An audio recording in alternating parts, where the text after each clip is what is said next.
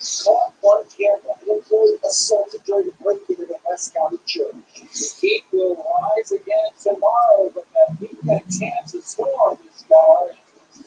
That is that about 14 just because of dangerous heat. I'll tell you right, this Tennessee has no problem with justice. A big crowd celebrating the F-15 play on St. Louis fighter jet is powering a partnership with an overseas ally.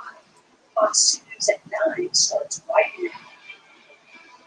And first on Fox News, a new effort tonight for fans to stand across the NFL to stop the lawsuit over the team in St. Louis. New at 9, Fox News Danny Bangle with an explosive report from St. Louis Circuit Court.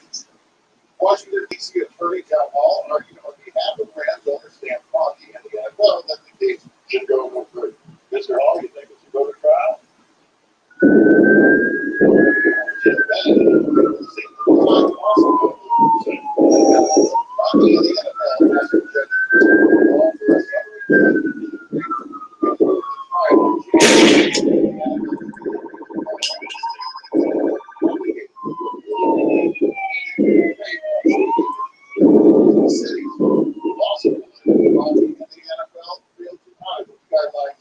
Lost in the St. Louis region, hundreds of millions of dollars.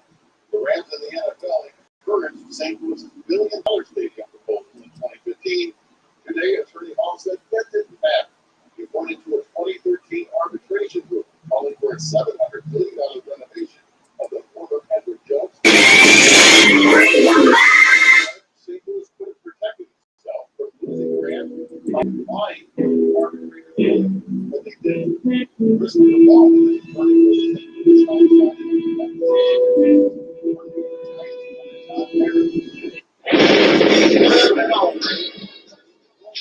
It's all about the unity. We are in a state of emergency. Tragedy. Want to show about it? Like to hear? Here you go. Freedom.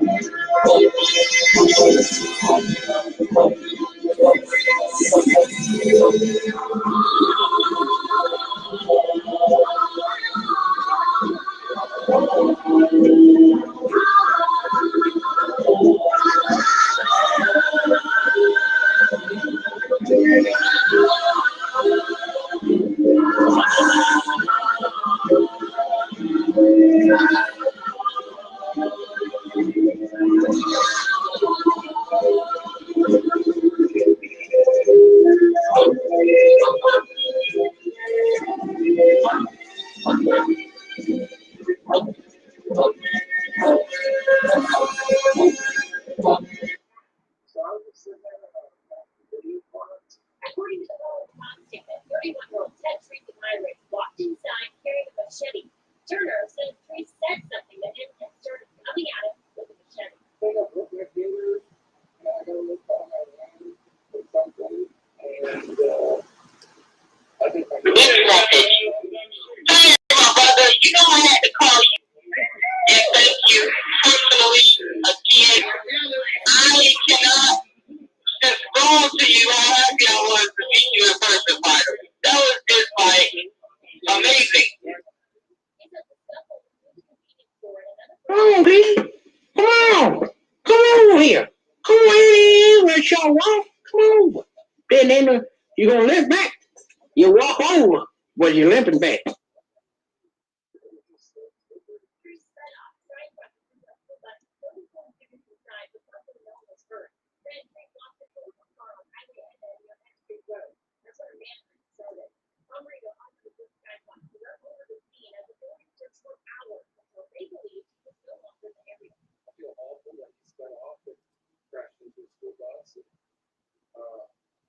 very thankful that all those children got to come with their families that way. And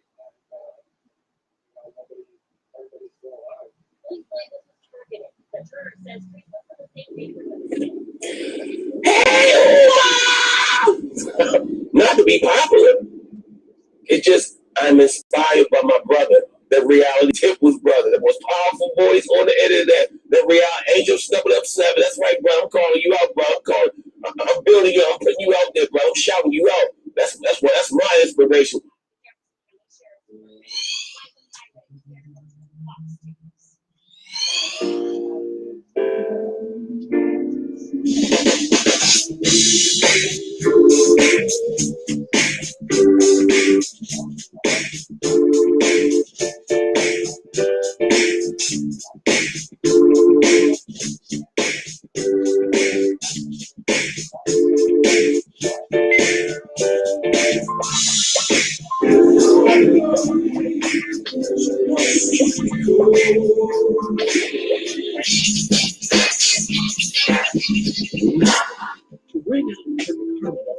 Terry Ellis becomes the first of the DJs to offer the world her singular sound. And she does just that on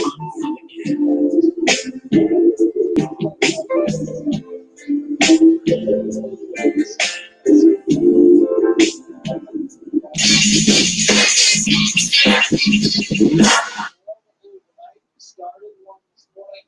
It looks like it's staying warm. See them for the next few hours. Right now, Metro St. Louis, we're holding at 90 degrees. Humidity's running high, a little bit of a breeze. Our heat index still at 99. And again, 9 o'clock, 9:07, and we're still that warm. Amazing to have this kind of above normal temperature. With the rest of the temperature downtown, just a little bit cooler. We're in the 80s and all, 81 kind of Litchfield, 84 in St. Charles, 86 in Chesterfield. So temperatures are okay, away from downtown, but obviously the atmosphere is very humid, and we're watching storms to our north. Peace to everyone, LA. I'm so Sister J. I'm so Sister D. And I just wanted to say thank you for all of you going up to the medical corporation for my uncle's food. And it's meant so much to us that you can help how you guys was laughing at the hospital and not being posted. And I want to say for all of you that helped and that donated, I really appreciate the get bags. If I can be doing there and take those real first. But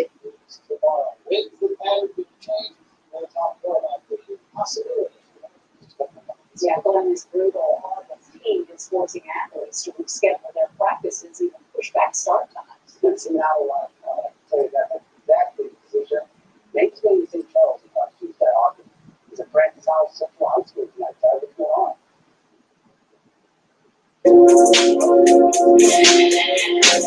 Everybody who is black and interested in black people, let us sit down and find out how we can get together in one direction against one enemy and accomplish this job overnight.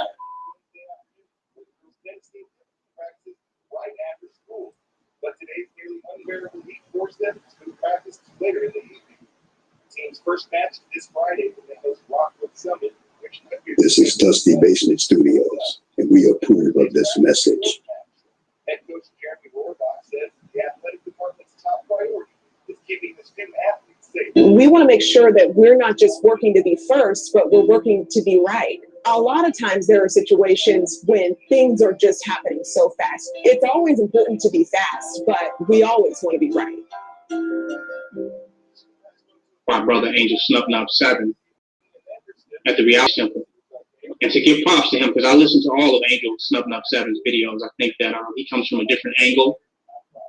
And there's a powerful message in a lot of the videos that he put out. And I try to catch all of them. I look at him as a free thinker and a person that's willing to challenge those of which he don't agree with or which he may think differently from. And I really respect him for that. He's challenged KBS, and he has also challenged the Black supremacy movement as well.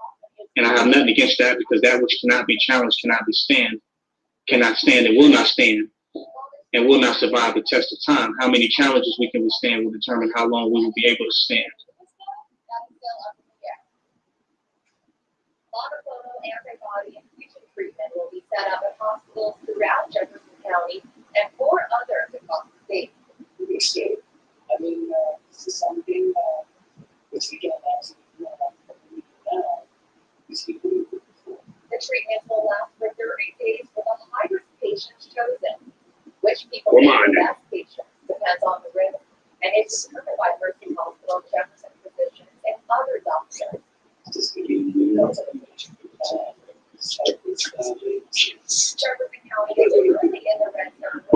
the reality temple on earth. My name is Jeroen, and I would like to say that Angel Snup's son isn't a racist at all. He's a good friend. Himself, and you don't realize it. You don't realize it, that God has been in prison. The devil was able to imprison God. So right inside the own self, your God self has been in prison, and you have a false sense of self running rampant inside the temple. This is why, you understand what I'm saying? You have to bring reality temple here on earth. Reality temple here on earth, because we have to realize the enemy is running rampant inside this temple.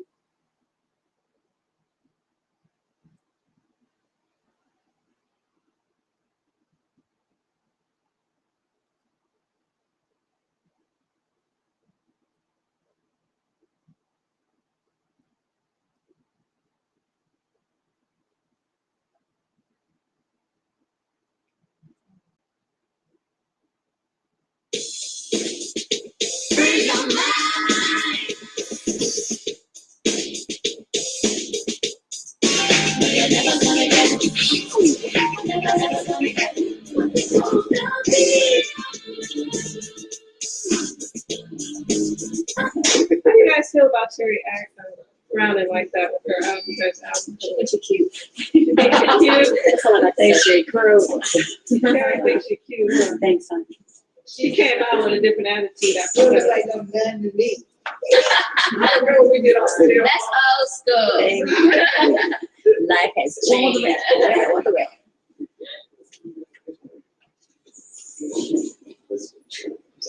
Wait, what was that? Mr. T did in Rocky. What was that? Rocky 3. Was it Rocky 3?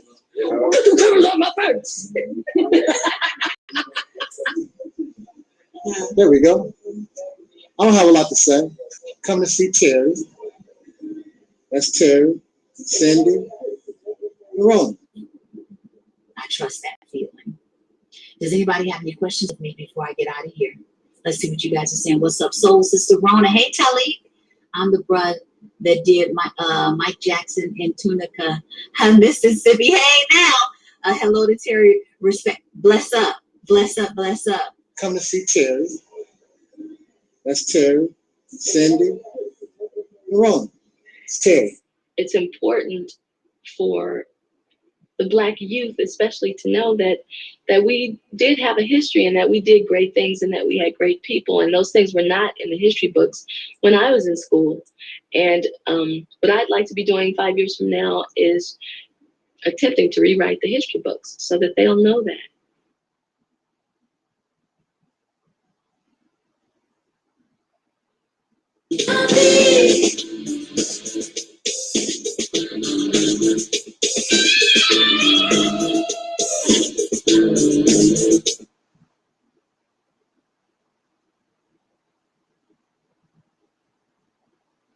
And that is Brother Taalik from the Reality Temples on Earth channel. And if you get a chance to subscribe, please do subscribe to his channel. He's a good brother. You know, he's doing good work, and he wants to do good constructive things. He has good information to provide. So please do check out his channel if you get a chance.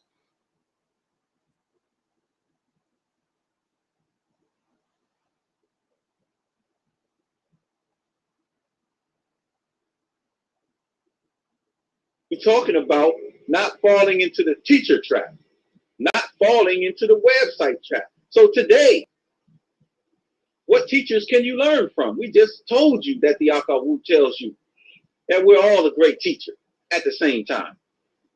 So who are you going to learn from? You're going to learn from brothers like Sa-Neter. You're going to learn the positives and negatives from brothers like Sa-Neter. You're going to learn the positives and negatives of people like Brother Polite. The positives and negatives of people like Sarah Seti. You're going to learn from Maurice Muhammad, Taalik Ibn'rad. You're going to learn from Nederket. You're going to learn. You definitely going to learn from King Noble. You definitely going to learn a little something from Brother Daku. Morals are just, subjective. But when you have laws and things on paper that say if you do this, we're going to punish you by incarcerating you, and you break them, and you're dumb enough to get caught, then you're just dumb. All right.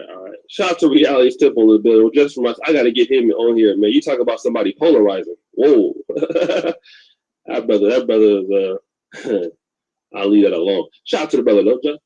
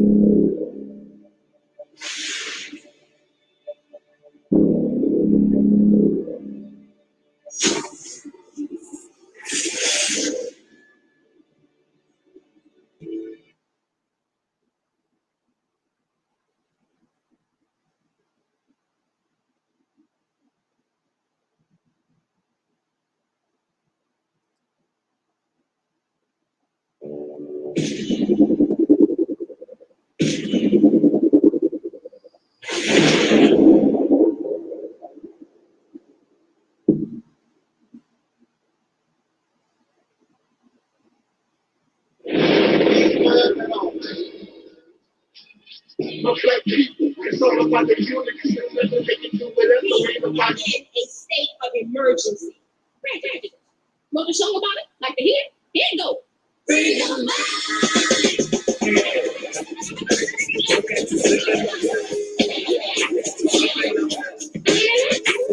What you? Because I keeps it real like that. I keeps it real.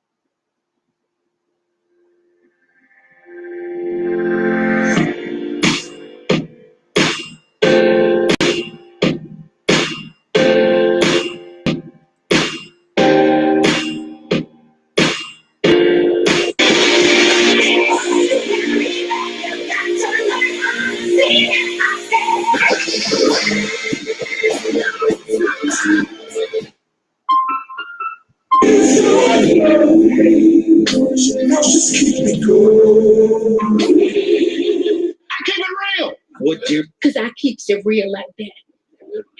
I keeps it real. Come on, Chris. Come on. Come over here. Come on in. Where y'all walk? Come on. Then you're going to lift back. You walk on.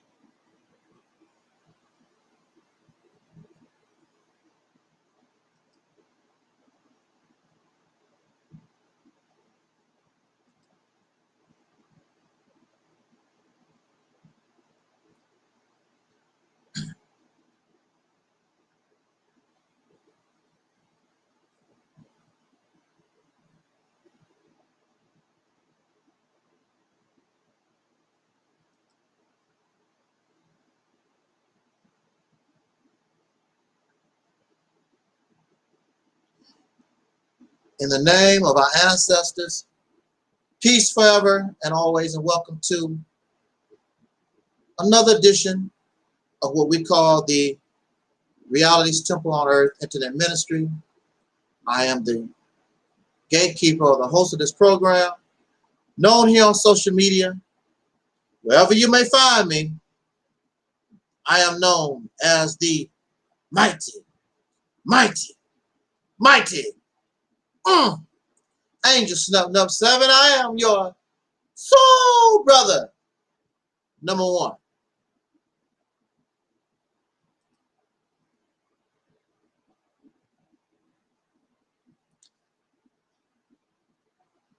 I don't know what kind of weather you may have where you're at, but here it has been a very, very hot week. And my air conditioning system wish it had, if it was a human being, it would be wishing for an air conditioning system. But I tolerate the air conditioning system because we are growing up and living spoiled. I want to send a shout out to Phil Fox, the Deacons of Reality, Mello, those who are in the chat room, those who are listening. I must acknowledge our people who are always consistent.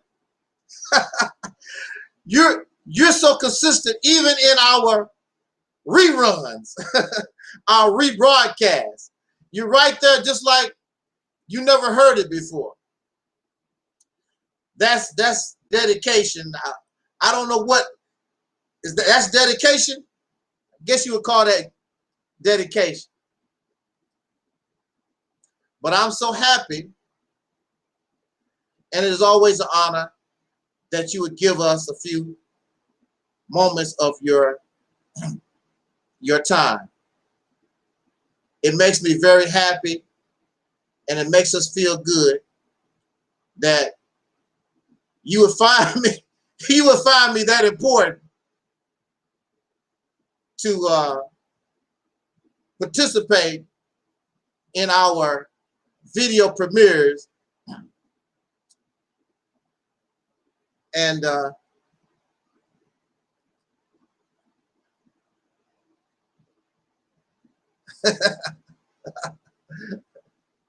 so brothers 85 says all the way live. Our brother Phil Fox says the champ and warrior that never gives up. Soul brother number one, Angel Snuff 7. Soul Glow, thanks for the shout out, sir. Oh, that's not no problem. Oh yes, send a shout out to Sean. Oh, there goes Sean right there. I missed him. Okay, Sean. We got Sean in the house. Where's Sean? Oh, there you go. Sean is in the house. Let's not forget Razzie and Soul Sister Ann and I'm missing somebody. Sister Isis did a live stream not too long ago. She comes here. Sister Rashida, Astrid Boo Baby, and his sister Zena Faye. I miss some Z-Man. Yeah, can't forget Z-Man. We have so many here. We have so many here.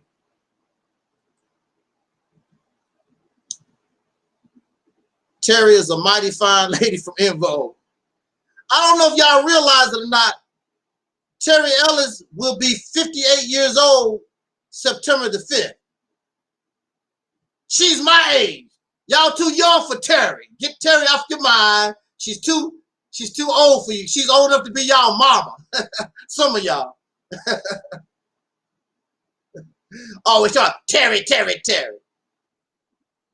Terry gonna be almost 60 years old. Right, give a shout out to Z-Man. We got Metro in the house. He said, what's a snupper? What's up, a snupper nupper? Metro. Of course, Sister Ann, Soul Resolutions. Of course, of course. Yeah, I don't keep talking like that. I won't be able to. Twin said, Terry belong to all of us. I don't share. Shout out to Sister Terry and Invo. And all our soul sisters, actually. Shout out to all our sisters. Contrary to popular belief, to those who like to tell lies on me, all of a sudden I'm a woman abuser.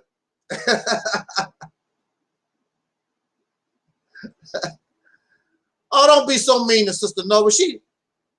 Don't be so mean to poor Sister Noble. We have to have, we can't be like them. We have to have compassion to folks. I don't know what to say. I mean, not only Sister Noble, but our people in general, mentally, we are just in bad shape.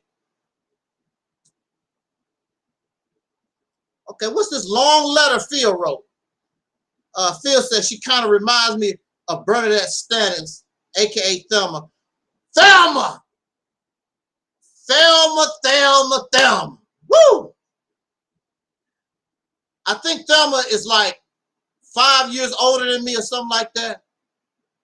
I watched Good Times. JJ was cool. I like Good Times, but I was a Thelma fan. I was just like that one brother. Thelma. He says, I actually met Miss Bernadette Stannis once and shook her hand at an event in April 2014. Nice lady and very sweet too. Yeah. And see, this is the thing. Bernadette Stannis, JJ Walker, Invo, they're nothing but human beings. I don't know. Folks think they're not better than us. They go to the toilet. They eat food. They get sick and they die. They're human beings. If they were here, we would all be on the same level. They're not better than us.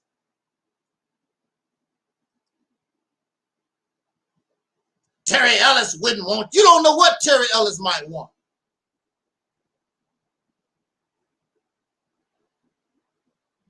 The only difference between me and another brother is that they might have access where they could actually talk and interact with Terry Ellis or Bernadette Stannis or some of our celebrities. That's the only difference. They're human beings. Terry Ellis and Bernadette Stannis can fall in love with the twins or Phil or any brother. They're human beings. And then you have those who think they are better than you are. They can kick rocks. They can go to hell. I don't want to be around them anyway. Just because you're on TV don't make you smart. Just because you're on the white man's TV, he's playing your right-ass records on his radio station, don't mean you better than anybody. We don't do that here. We don't do that here. Nobody better than us. Nobody. Don't let nobody make you believe or think that they are better than you. They take a dump and they die and they get sick and they get hurt and they cry. They get angry. They're selfish, materialistic, greedy, and all other things that human beings are. They ain't no different than anybody.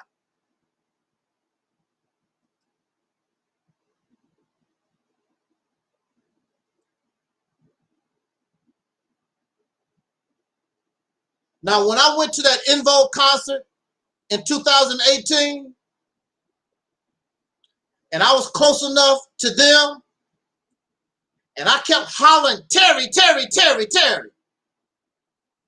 And Terry gave me attention. She knew, matter of fact, the whole audience knew I was there for Terry. And Terry gave me that moment. And that's nice. I appreciate that.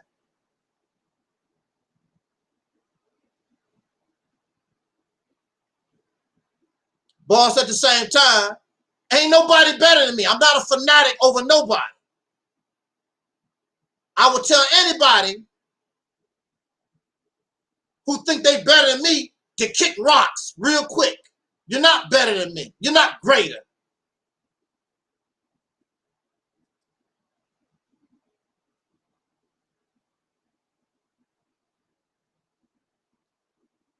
Nothing but human beings.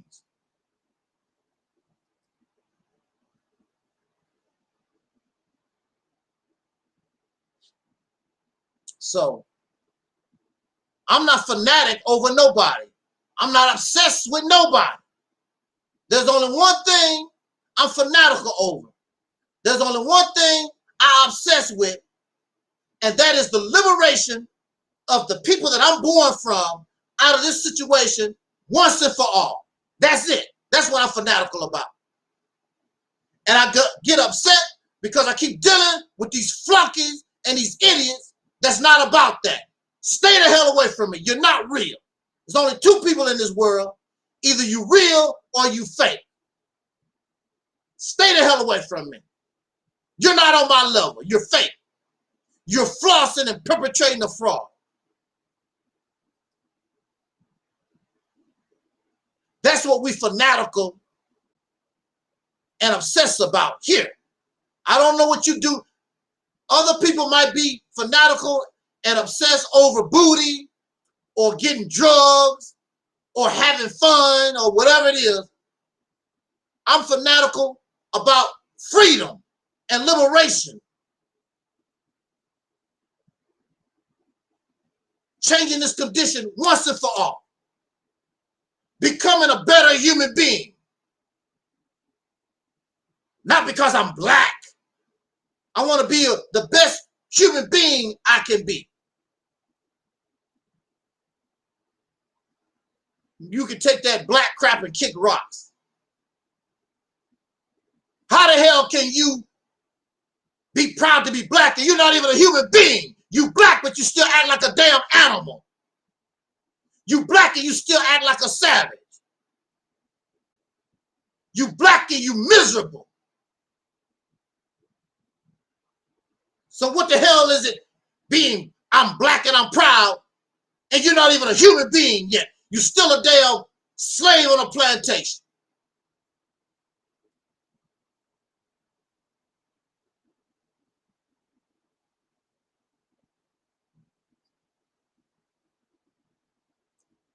Wow, we got going. Didn't even get in our subject good. Well, that's all right. We got the time. We got the time. I didn't really want to talk that long anyway. But it is hot, so excuse me a little bit here. But we just want to have a conversation. Something that grinds my gears. Now, you know, we are going through the purge. How many times do I have to tell these people, if you can't handle the heat, get out the kitchen? Y'all need to split. There people who can't handle the heat subscribe to my channel, they won't get out the kitchen.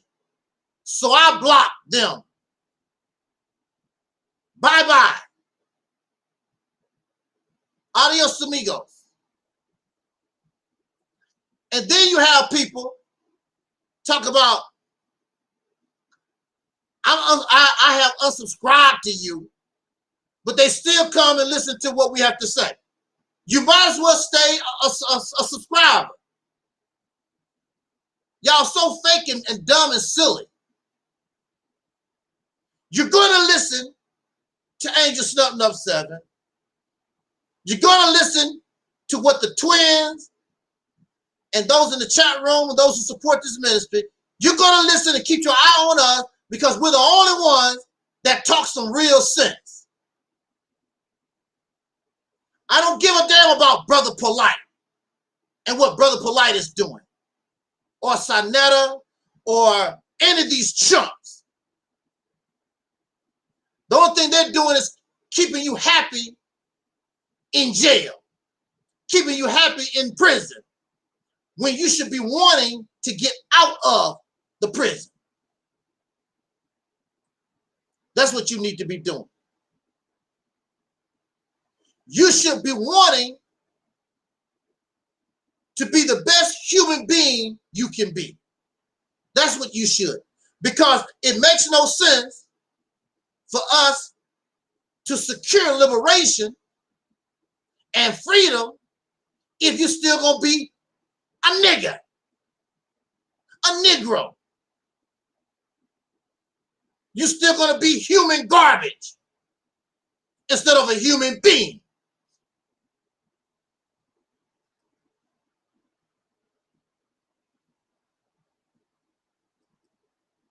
And so it is good that your condition don't change, because you don't deserve freedom. You don't deserve justice. You don't deserve equality. You deserve exactly what you're getting, a bullet in your brain when you trip it out on the street, whether you're in your house or wherever the hell you are.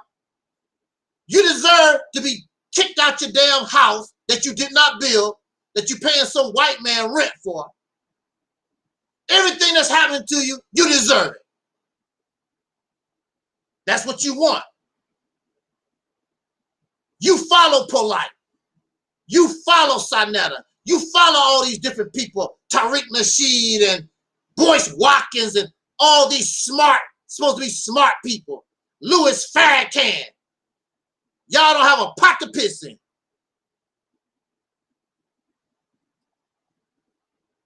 Follow dead people in the grave. Marcus Garvey.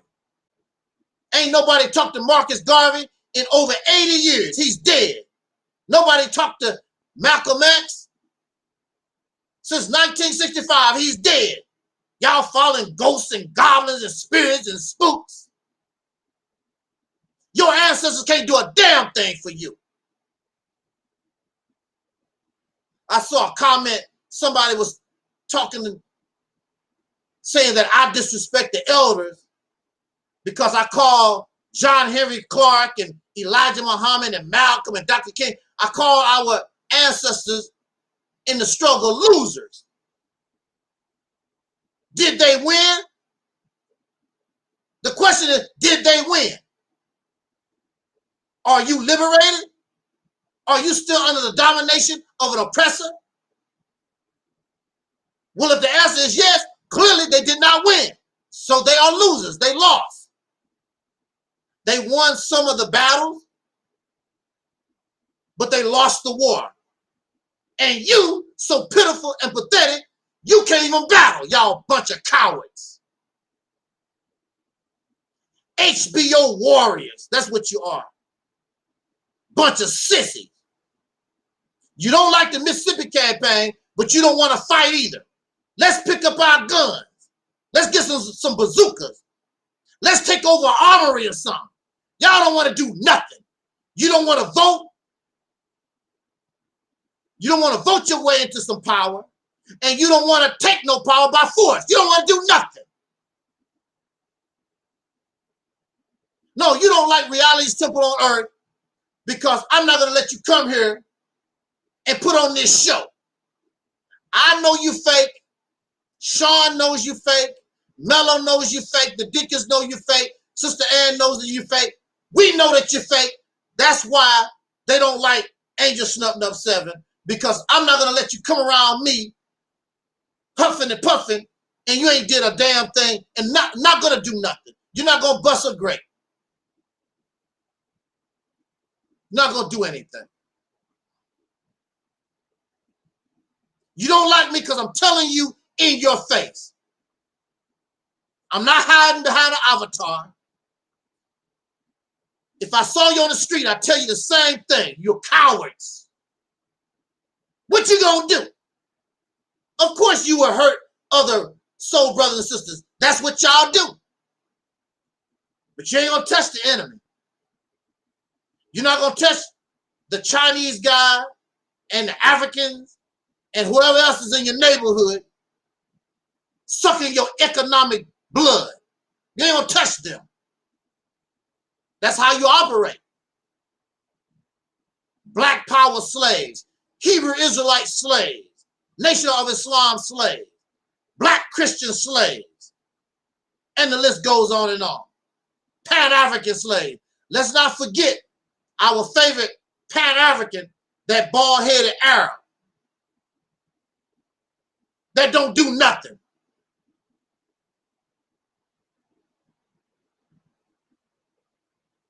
What does the Pan-African, the bald-headed Arab, what do he do? Ain't doing nothing, sitting on his ass, living from paycheck to paycheck. That's what he's doing. Living from paycheck to paycheck, trying to pay them high-ass bills in New York City. That's what your Pan-African ass is doing.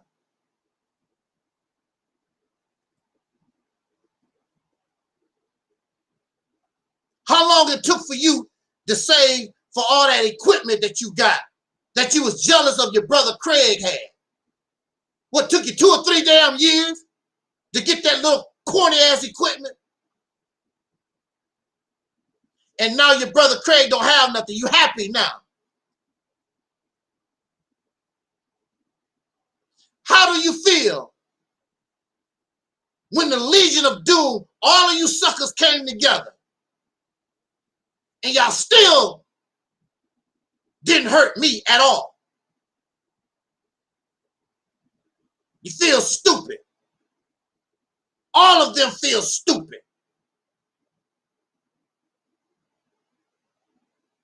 Because you brought lies. And you stood on lies.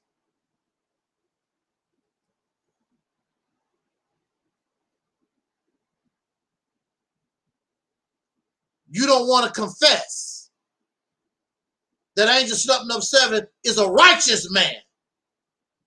Because you've never really known none. You've been around so many pitiful, pathetic pieces of trash. You don't recognize the real.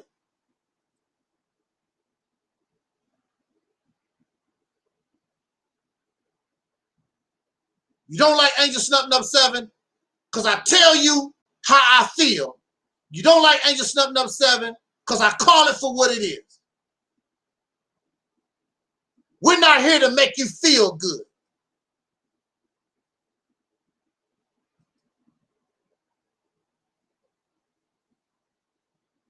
Yeah, we shut them down.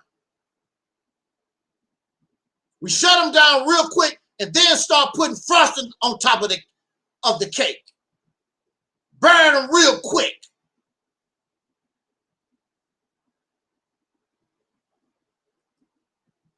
You're a bunch of losers.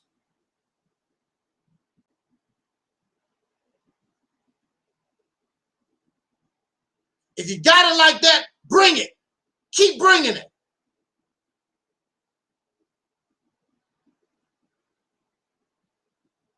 You might be looking for subscribers. I'm not looking for subscribers. I'm perfectly happy with my people in the chat room and those who come listen. I could care less. subscribers is good enough for me. Because they real. Hold on a minute.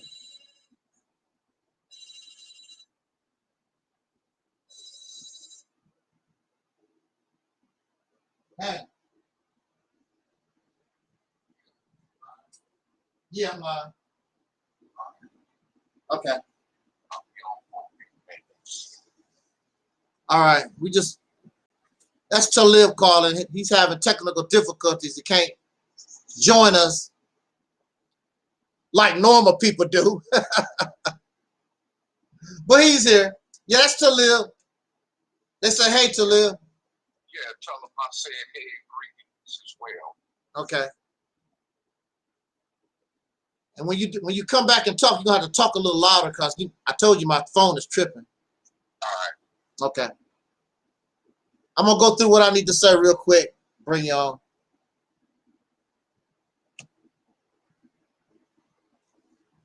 Okay.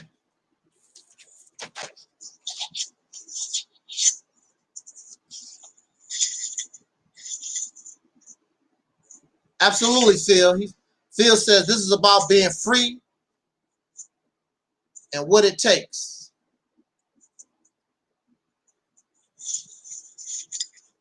We are here to speak the truth. Whoever don't like it, that's their business. Let their daddy of society give them a handout. Absolutely.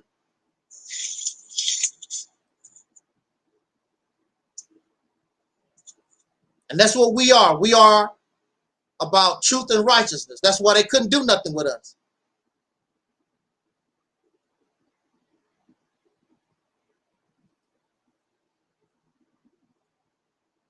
Let me catch up with some of these comments. Then we're going to go ahead and keep rolling out.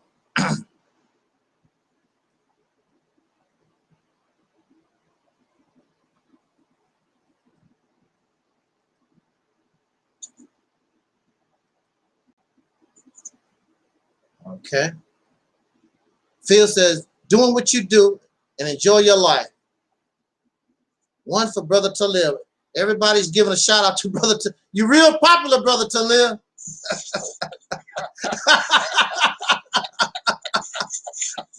I got so much shout out to you. I'm putting up the comments on the board. There's so many comments giving you a shout out. I can't even get back on the groove no more.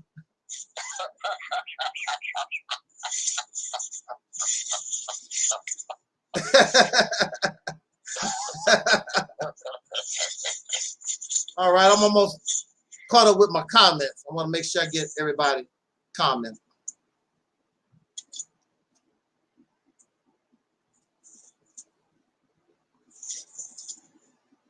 Get on the soul train. That's the best place to be, y'all. All right. Hey there, Metro. Metro in the house. So Brother 85 said Taalik is a legend here at the Reality's Temple.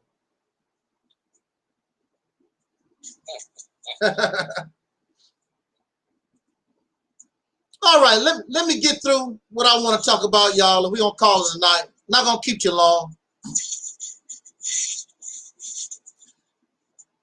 I just want to rant something that grinds my gears. Ah. Okay. And you can mute your phone too, to hear all that crunching or whatever you're doing. Okay. Them ain't them pork rinds you like, is it? Oh, no, it's finna be something else. It ain't finna be no pork rinds. Hell pops. I ain't gonna lie, I used to love ham hocks. I ain't gonna lie.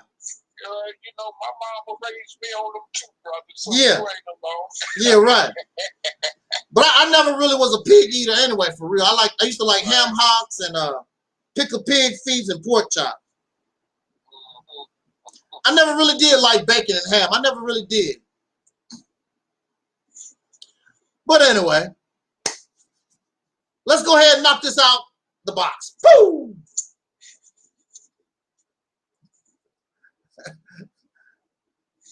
Sean says we need to get you on the Breakfast Club so the masses can hear your message. Oh, we're gonna get there. We gonna get there. It's just a matter of time. Boy, man, can you imagine us? We get on the level, we can get on the Breakfast Club. Woo! Right. Oh, man. We're going to knock all these boys out the box. Your time is over. All that fake crap today, it's over.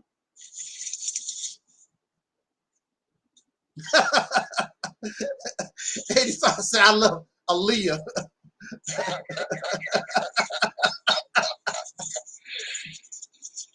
Oh, that was a horrible time in my life. I don't even like to think about it for real. That is a horrible woman.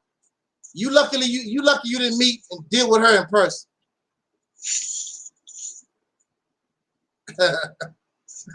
So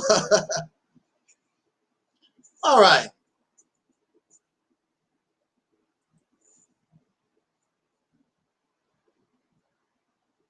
How do I want to start this off here? Okay.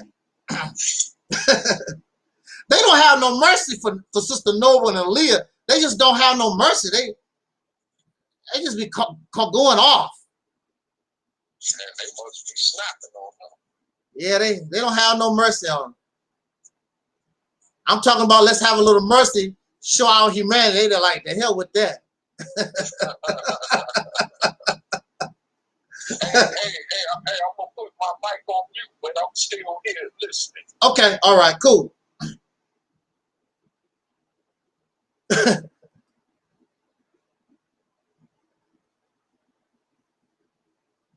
All right. Can I get a little water here?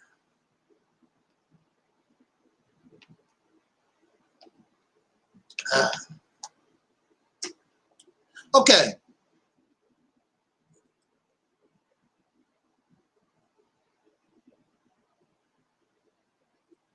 Okay, let's get this party started. Let's do this.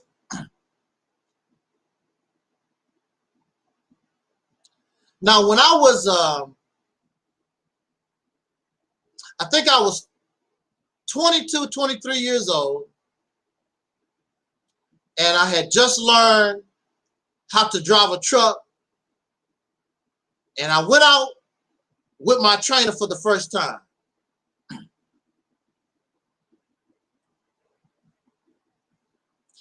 And the brother who was training me, he really didn't know too much more than I did. I didn't have any experience at all. And he only had like 2 months experience. And basically he was letting me train myself because he didn't know no more than I did. The first time that I drove over the road, I did not see home for over 6 months. I had to go and spend my off days with this brother at his house. And he was going through a transitioning period. He was getting ready to move, I think, to another place. Also, he took his family on vacation down to New Orleans, and he lived in Jackson, Mississippi.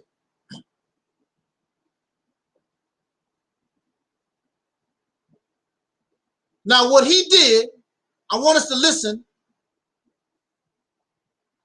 Now, at the time, I was a follower, I was still a believer in the teachings of the most honorable Elijah Muhammad. I was still, basically, I still was in the temple under Minister Farrakhan. So I was a Muslim. And I believed in Master Farad Muhammad and all that kind of good stuff. So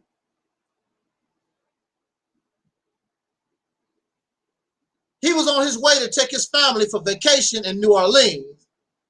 He stayed in Jackson. Now, we really don't know each other except for maybe like 4 months or whatever. But you know, you're on that truck and you're locked up on that truck. You get to know people. And even though it was only 4 months, we're talking and interacting and we're a team. So we get to know one another. And this brother, now he could have got me a hotel room while he was gone. He was only going to be gone like 3 days or whatever. But the brother decided to let me house sit. Now remember, he only known me for about 4 months. The only thing he knows really about me is, for sure, I'm a follower of the Honorable Elijah Muhammad. And some of the people around him, he told me later, you don't know this guy. You don't let this man live in your house. When you come back, all your furniture, they just bought new furniture, refrigerator, freezers, dishwasher, washer and dryer. He just bought all that stuff for his house.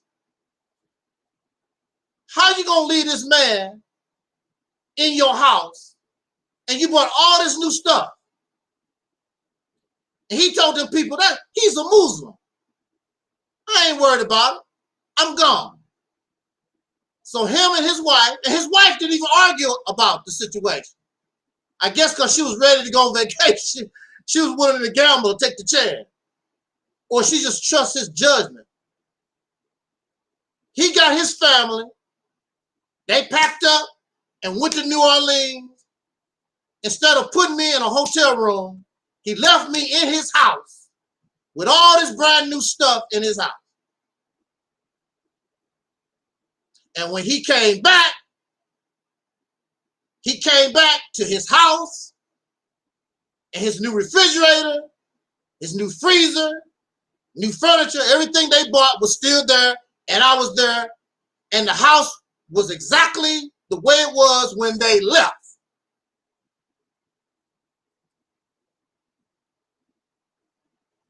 I would later befriend his family, and I'm still cool with his family.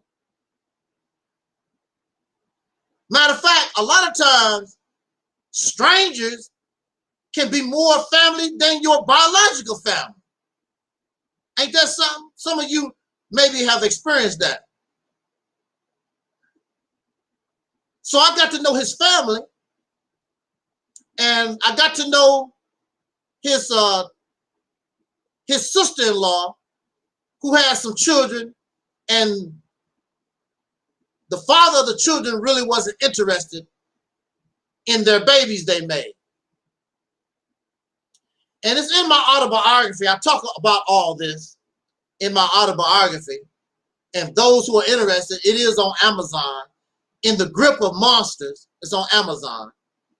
Being falsely accused of stalking serial killer Anthony Myron Ross. This story I'm telling is in the autobiography. So I got close. Now, when I was in my 20s, I used to love to play with children. I didn't mind. I had a lot of energy, and I liked children at that time. And I was real close to this lady's children. And she would allow me to take the children wherever, to the zoo or wherever I wanted to go with the children. She allowed me to take her children. It was me that went to her and told her, you don't even know me. I might be a pedophile or some kind of predator. You should not allow a stranger to have access to your children like that. You should not do that. Now, after I told her that, she began to take some, precautions or whatever. But those people trusted me. And they trusted me based on the fact that I was a Muslim. And I carried myself as a Muslim. When I was in the Nation of Islam, those brothers, well, first of all, the temple that I was in trusted me in the temple by myself. And they wouldn't worry about nothing. I had access. I could go in any office and look up any kind of information on a computer or whatever the hell I wanted to do. They trusted me. They trusted me around their children. They would give me their cars, brothers and sisters. They trusted me. Why am I bringing all this up to us? See, I understood when I say that I am a follower of the Honorable Elijah Muhammad, I am the example of what that teaching is. The people do not give a damn about what you say. The people that's around you is judging you on what you do. So I don't want the teachings to look bad. I am the example of the teachings of the Honorable Elijah Muhammad. So I'm not going to steal. I'm not going to lie. I'm not going to slander. I'm not going to gossip. You don't have to worry about me around your wife or your children or your dog Spot.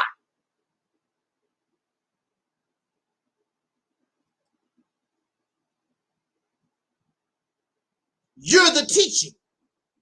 I understood I'm the teaching. I'm the example of the teaching. You become what you believe.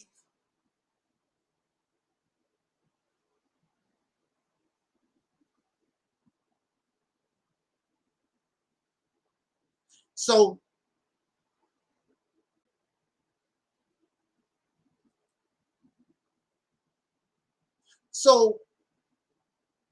I'm saying all this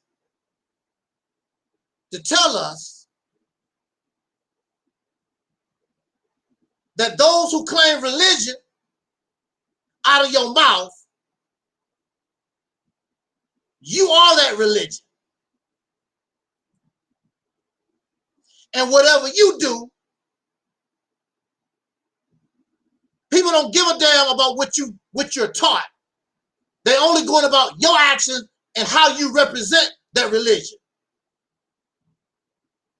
So if I was a thief and a liar, and I'm talking about I'm a follower of the Honorable Elijah Muhammad, then people would say, that's how the Muslims do. They liars. They thieves based upon what I do. You are that religion. Now, some people are honest. They will tell you, I'm trying. I'm striving to be a Christian. I'm trying to be a Muslim. I'm not perfect. I still like my weed. I still like to suck my ding-a-ling. I like to do that. Whatever they love to do. But they don't claim. They don't claim the religion. You have those that actually claim the religious beliefs, and they do something that do not represent that religion. Those of you who may know what that religion represents, they are not good examples, and they make that religion look bad.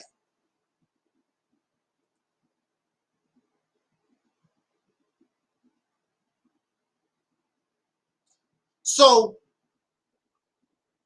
you have a people or a group called the Taliban who are now taking control of their country again. And I did make a video giving them credit for their bravery, only their bravery. I didn't say, I don't support no damn Taliban.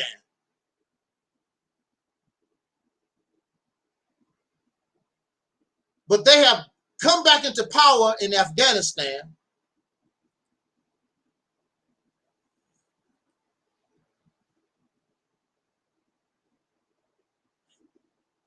And they are already putting women in their proper place. They are beating people and they're killing people already in the name of God, in the name of religion. They're already doing it already. Now, America ain't no damn better because they are in Afghanistan in the name of God. And they hope that God was supporting them in their efforts. They ain't no damn better. But in the name of God, in Afghanistan, they're cutting people's heads off, brutalizing them, chopping fingers and hands off, raping women, raping children in the name of God. They're doing it in the name of God.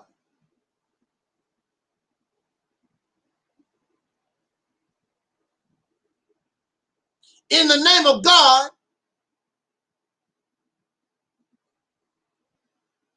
I believe there are over 40 countries in Africa based upon religion.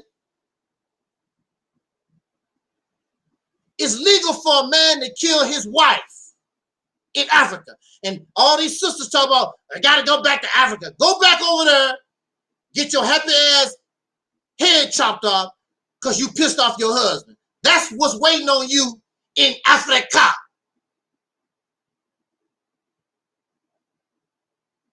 That's what's waiting on you. In the name of God.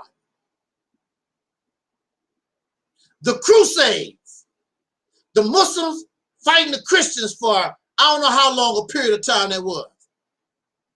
This was in the name of God. And they pointed at each other who started it. The Muslims started. No, it was the Christians that started. But it was a battle and it was a fight in the name of God. It seems as though people who believe in God are some very, very violent people. And when they talk, they just ignore this part of religious history. Religious history is very, very violent. It's filled with blood and rape and murder and pedophilia, homosexuality, and all this stuff. Look, we're going through the purge. What brought me to this conversation is, what is the common denominator that brought us to the purge? The common denominator that brought us to the purge is everybody that we're dealing with is religious and they're spiritual. I want to make something perfectly clear. I'm not talking about everybody,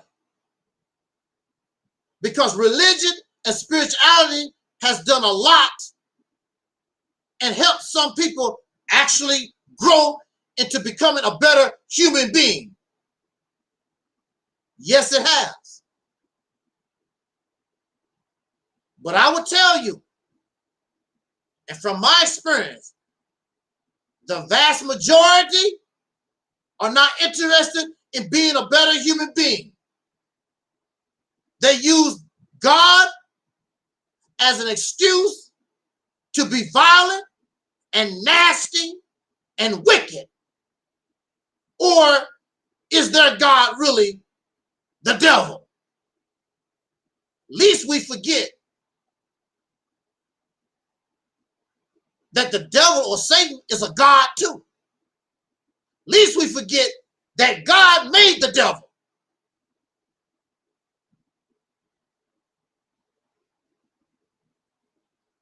Should make you wonder about some stuff. Why would a good God, a peaceful God, make an enemy to himself or herself that's wicked like that? And you good. How could a good God create evil? There's a lot of questions here we need to answer.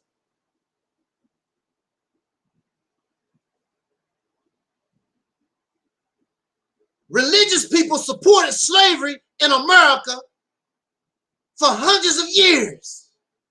Religion. They justified it with religion. Yes or no? And every Sunday in churches all over this country, the same religion that justified slavery in America and all over the world, there they are in church. Oh, Jesus, they was doing that when our people was out there chopping cotton, being lynched, Jim Crow. The same Christians, they was doing the same thing. And the Muslims practiced slavery for hundreds of years. Matter of fact, slavery is still on and popping in a lot of African Islamic countries right now. It's still on and popping in the name of God. Who are all these people after Angel Snuffing Up 7? And they do it when you listen to them talk in the name of God. God is the one, is the power behind them, pushing them. And what is this God pushing them to do? Tell lies and falsehoods. The very thing that the Bible teaches against, the very thing that the Quran teaches against, that's what they do. And they do it in the name of God.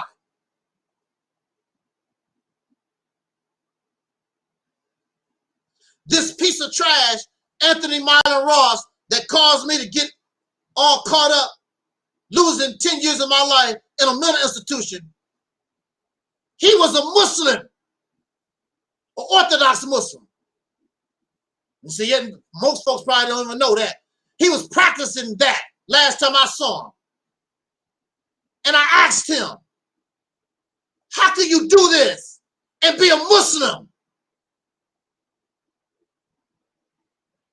He was wearing a kufi, bought him a Quran, all that kind of good stuff, and stealing and lying and abusing his children and his wife, all kinds of stuff.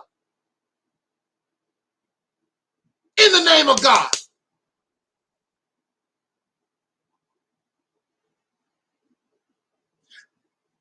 Then you have Myron Ross,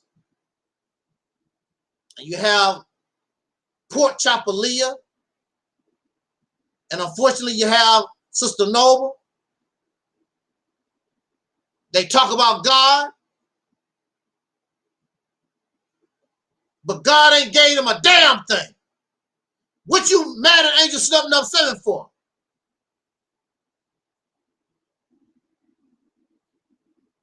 They would tell you they took from Angel Snuffing Up 7. What did they give me? What did your God give you? Angel Snuffing Up 7 was your God.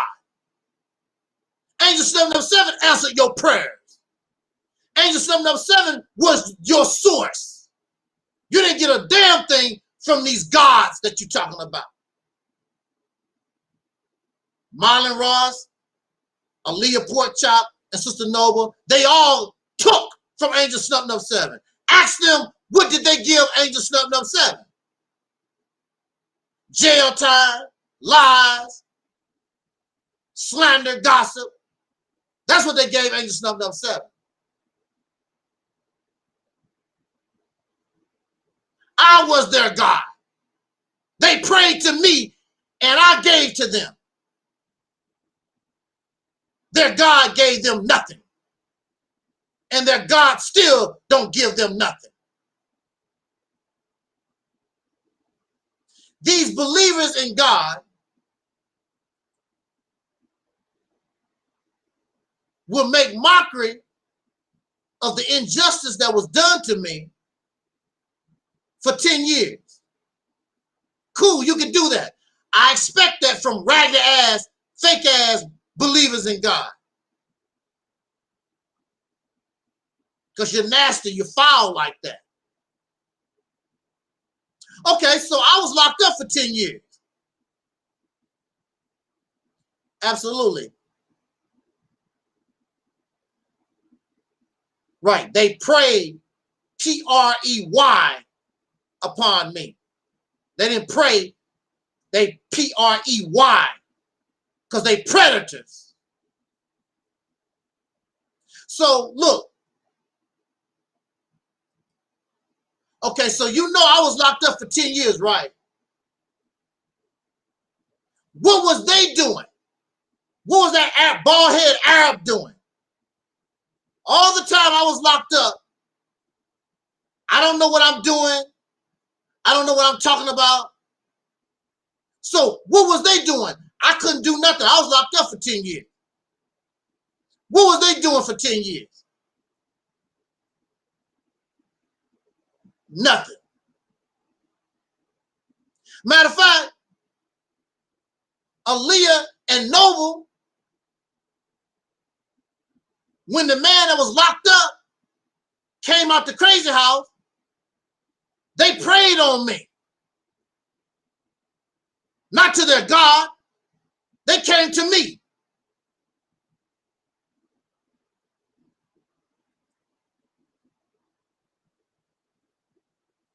So I had surgery this time last year, and I was laying in the bed for 2 weeks. Asked them, what did they do? I was laying up, cut up for 2 weeks. Asked the bald-headed Arab, Pan-African piece of sewer rat trash.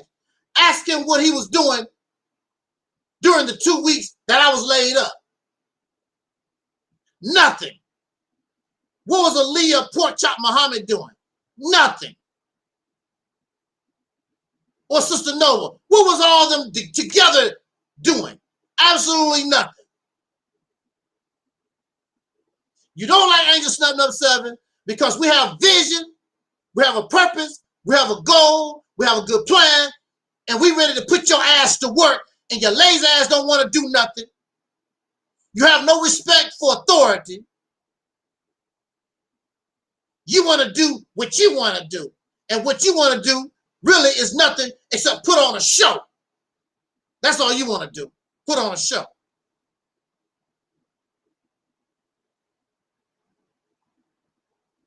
So my conclusion is trust believers in God at your own risk, because this is the common denominator. These so-called people that believe in God, they are not peace lovers. They are predators. They're liars and slanderers, leeches. They're violent. They're arrogant and selfish, materialistic.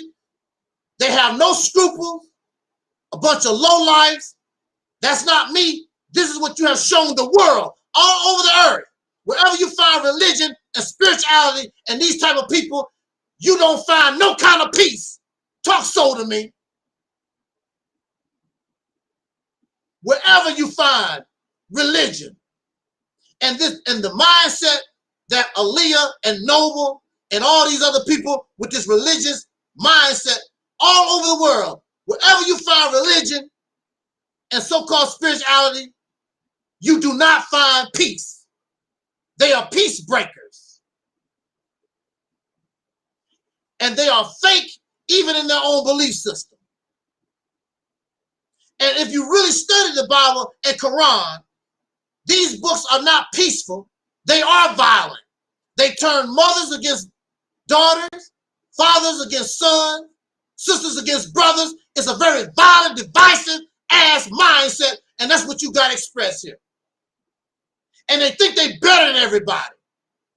If you don't believe in Jesus, if you don't believe in Yashara, if you don't believe, they're violent, arrogant, nasty ass people.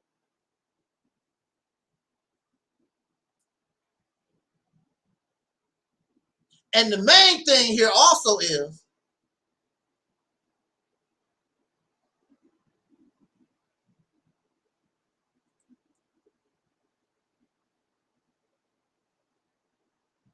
they keep talking all this blackity black stuff. Blackity black is whitey white. That's what blackity black is. Pan-African is pan-whiteism. White Africanism, however you want to call it. You're nothing but a chocolate-covered European. That's all you are. Ain't nothing special about your blackness. You're not even a human being. You're some kind of Frankenstein that somebody created in a laboratory they call a plantation. That's what you are. You're a Frankenstein monster. And that's why we can't get along. We're nothing but monsters. I'm going to say this. I'm going to turn the mic over to our brother, Taalik. It reminds me of the Bride of Frankenstein when she saw Frankenstein for the first time. It was one monster that saw another monster, and as soon as she saw Frankenstein, she got to screaming, ah, ah, ah, because she thought she was human. She was in love with the doctor, Dr. Frankenstein. She wasn't interested in Frankenstein, who was a monster made of dead people just like she was. And that's how, woo! To live, do you understand where we coming from with this? Man, did you just hear what I just said? These two monsters couldn't get along, both made from dead folks. The other one, they both in love with the maker, the one who made them.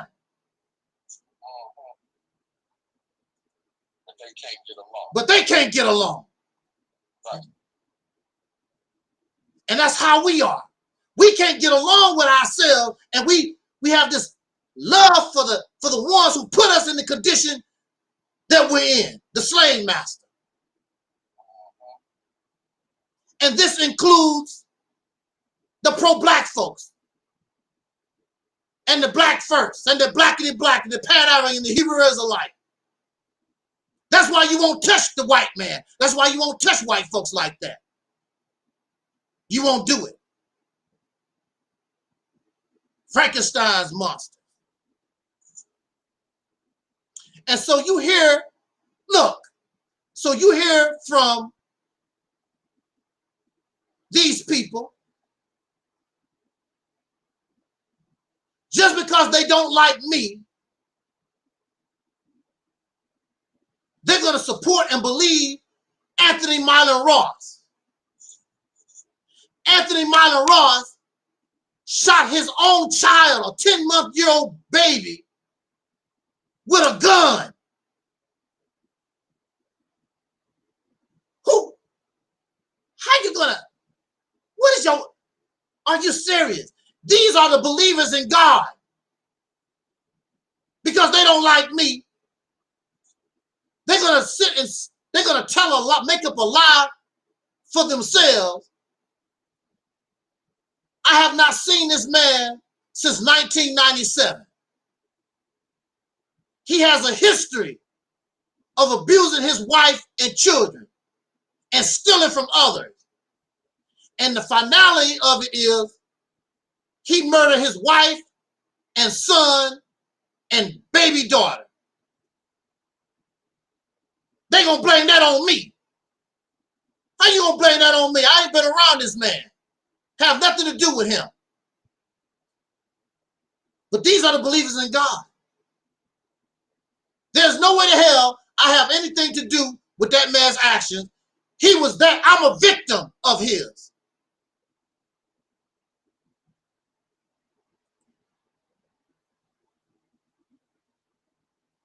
Oh, yeah. He shot a 10-month. Who the hell? Even some of the worst criminals wouldn't do that. I take that back. It was some people that was mad at this brother that spoke out against Elijah Muhammad. They killed a little infant and drowned the baby in the sink because they mad because somebody was talking about Elijah Muhammad.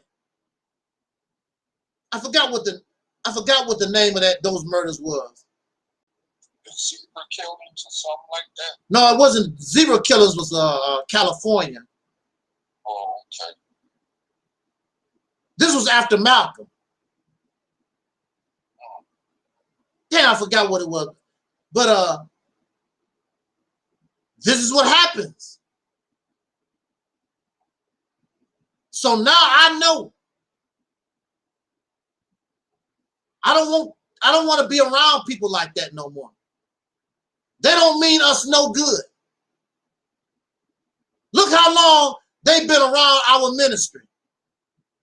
The only thing they did was bring us hell. Problems all the time.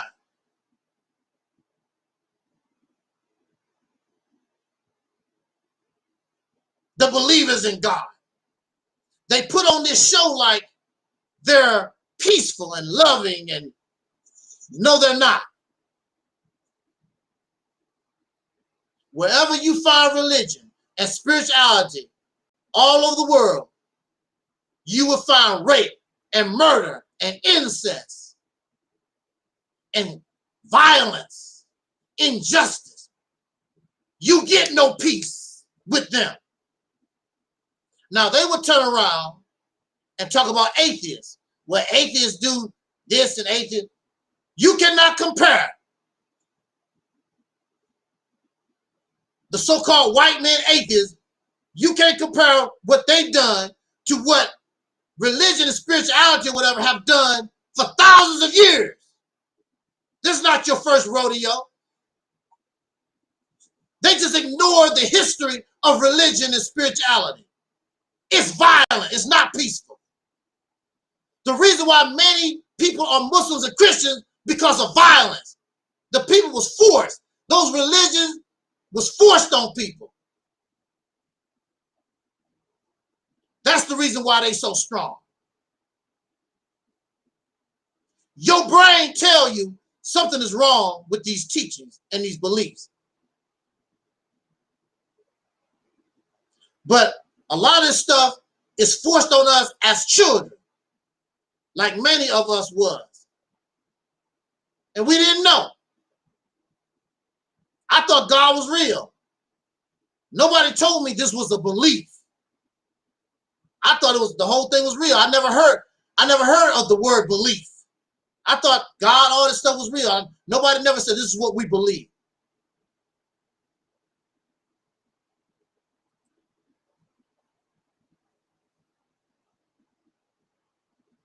So I say, trust believers in God at your own risk.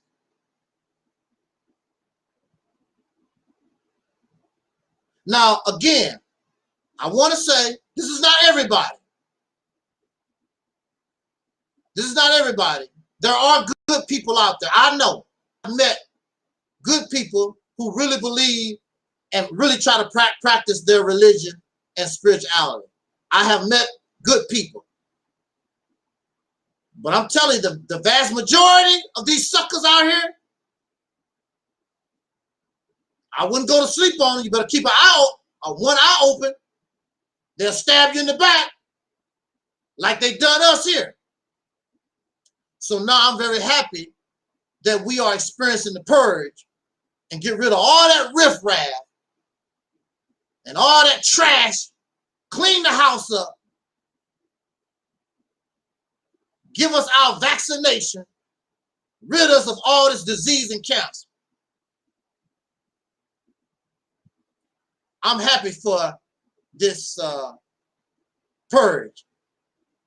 Get rid of all these weak folks, crybabies, snotty-nosed folks. I don't have enough toilet paper and handkerchiefs for y'all snotty-nosed ass. Get out of here.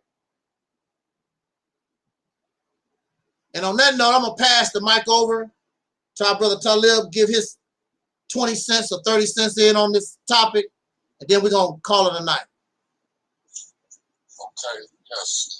Thank you, brother. You are. Yes. However, I just want to just say this to Can you talk just a little louder? yes, I just want to say this to you now, that first of all, the first thing that anybody who's involved in religion would say when you mention God created the devil, just like the brother spoke about.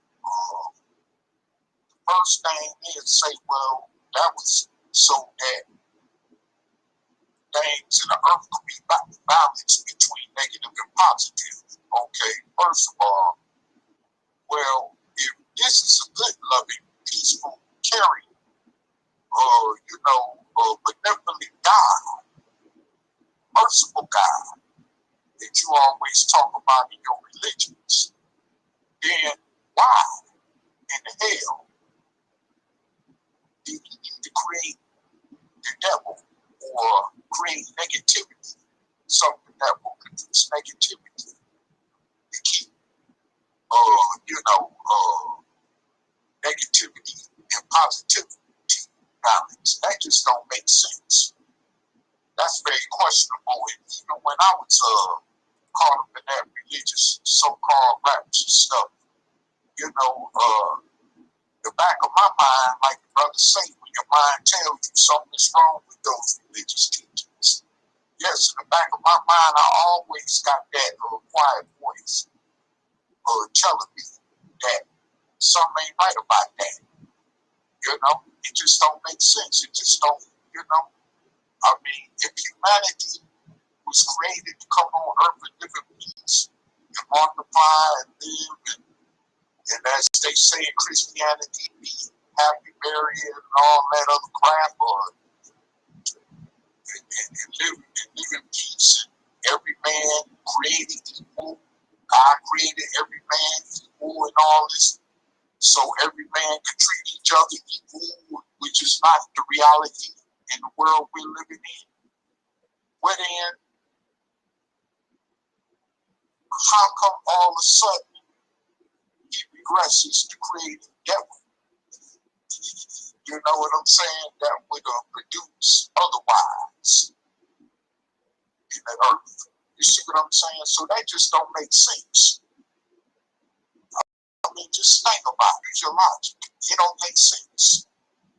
So at the same time, as I'm saying this,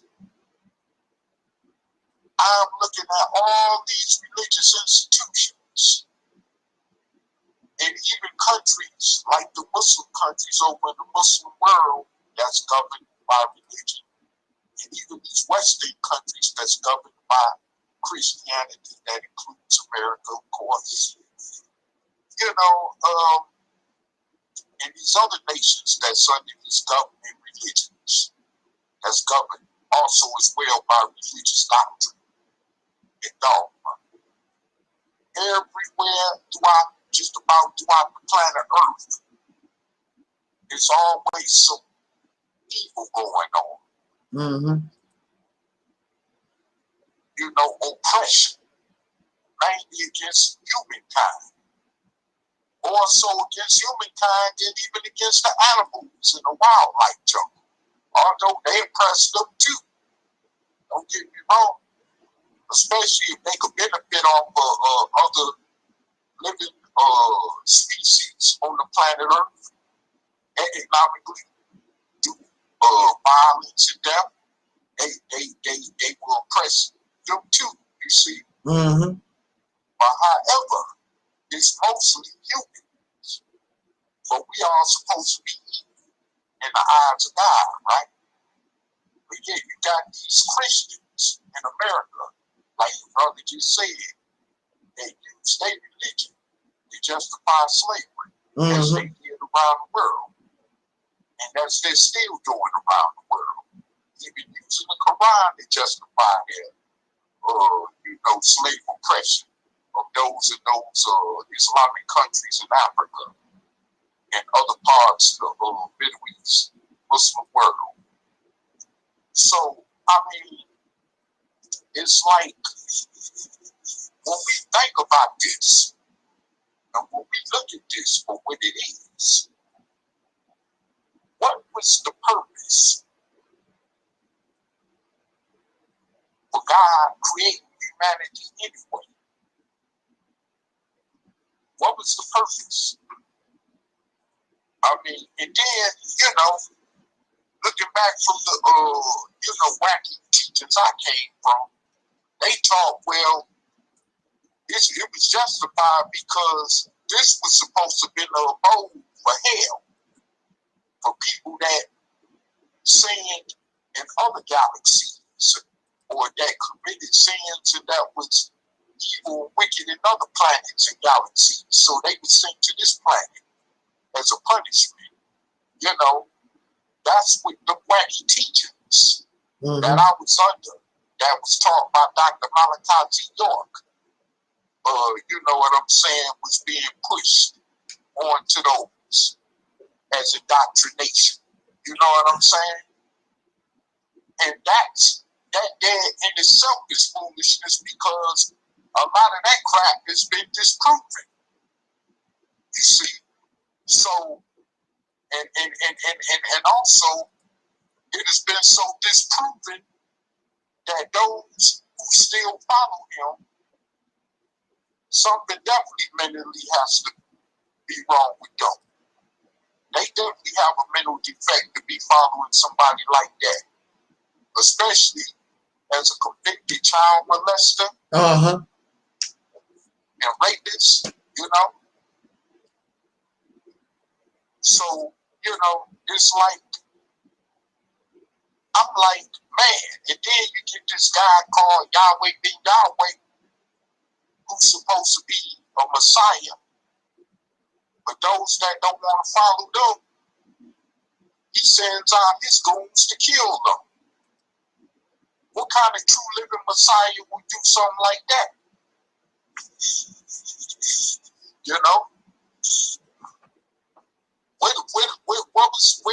Where's the teachings of the Prophet Muhammad when it comes to Islam and say you be your way and I be my way?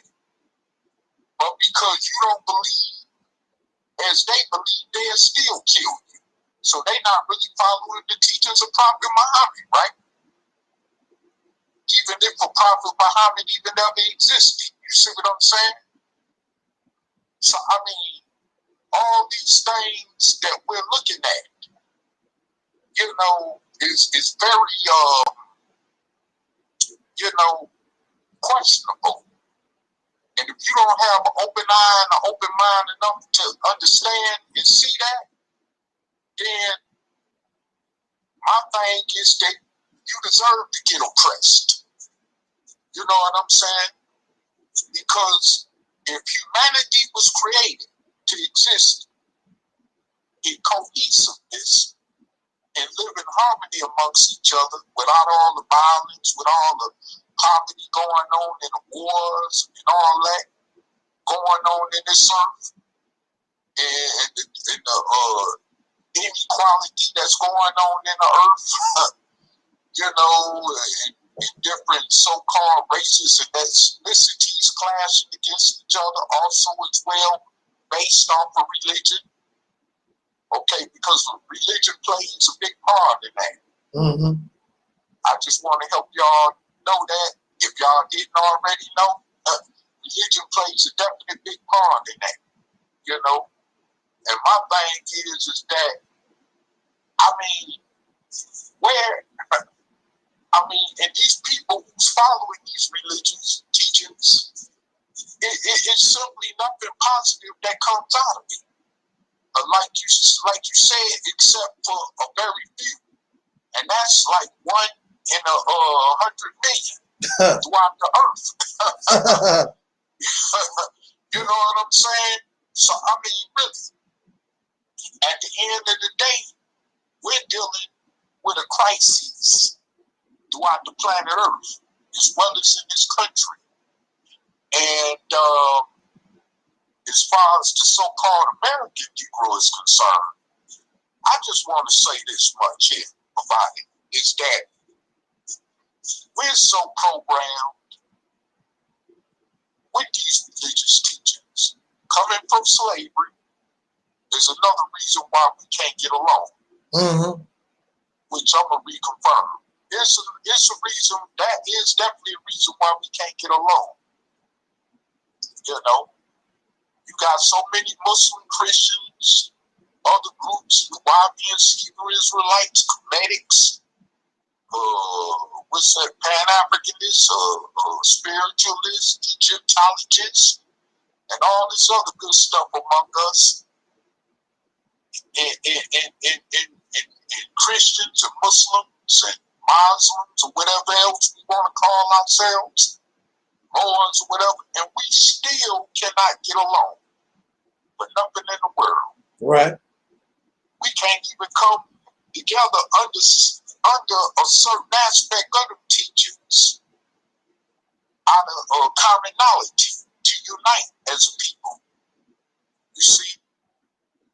So, I mean, and my thing is this, is that when Dr. Malachi York, you know, said that his purpose was also to unite the Muslims and Christians and all that, well, obviously, his teachings wasn't, you know, all that 1,000% or 100% positive.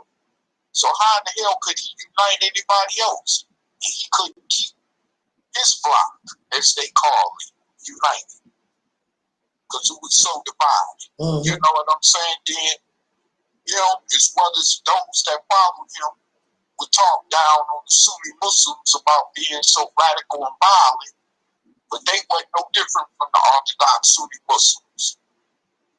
You know what I'm saying? Matter of fact, and the reason he talked about the Orthodox Sunni Muslims, because that was their number one opposition, okay? And a lot of people came over from Orthodox Sunni Islam and converted to his teachings directly from Orthodox Sunni Islam. So there you go. They brought that ideology or mentality over to that set of teachings. Okay? And of course, he knew a lot as far as what was going on, you know? That, as far as how they was using that to abuse other people. That was a part of that organization, and he did nothing about it. It's even people that came out, like this one brother named, I think his name is Robert Rohan, who wrote a book, and they had attacked this brother physically. But he wrote a book, and he had a certain position under within that organization at the high top. You know, he was at the top of the hierarchy. He had a position at the top hierarchy of that organization, one of them top positions. And he used to go to Dr. Malachi York and, you know, complain about the corruption. And his words was, Dr. Malachi York would tell him that, why are you worried about it? You good. You straight. You know, why are you worried about the rest? Let that phase itself, whatever, you know. So basically, Dr. Malachi York knew about a lot of corruption. Even that was going on in the chapter of that organization that I briefly had belonged to in Detroit years ago. Okay?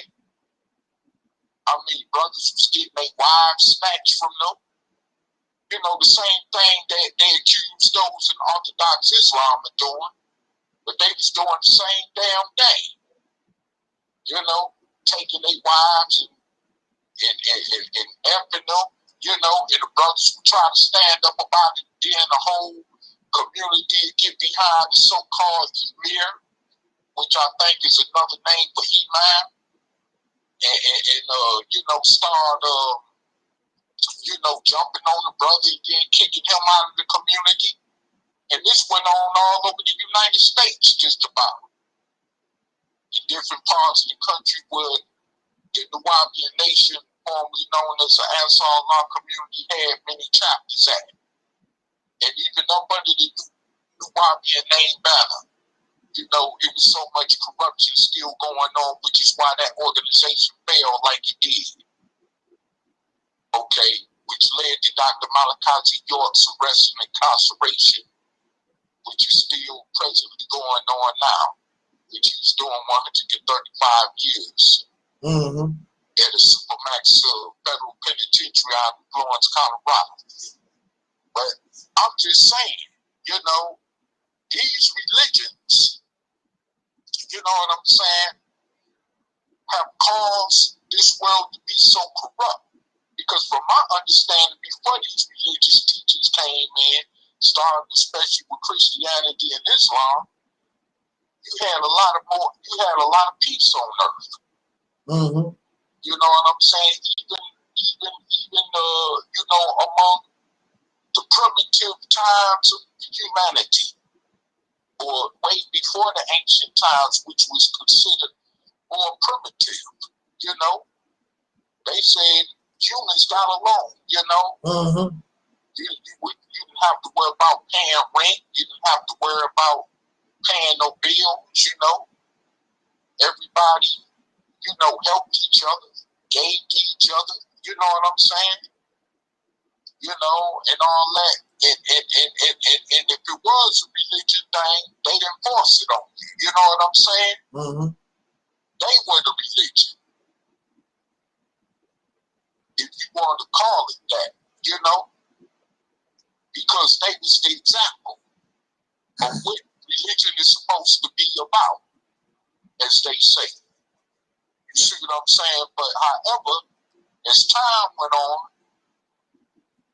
religion just became a symbol and a shield that many used to hide their dirty laundry behind. Right. As they're still doing today.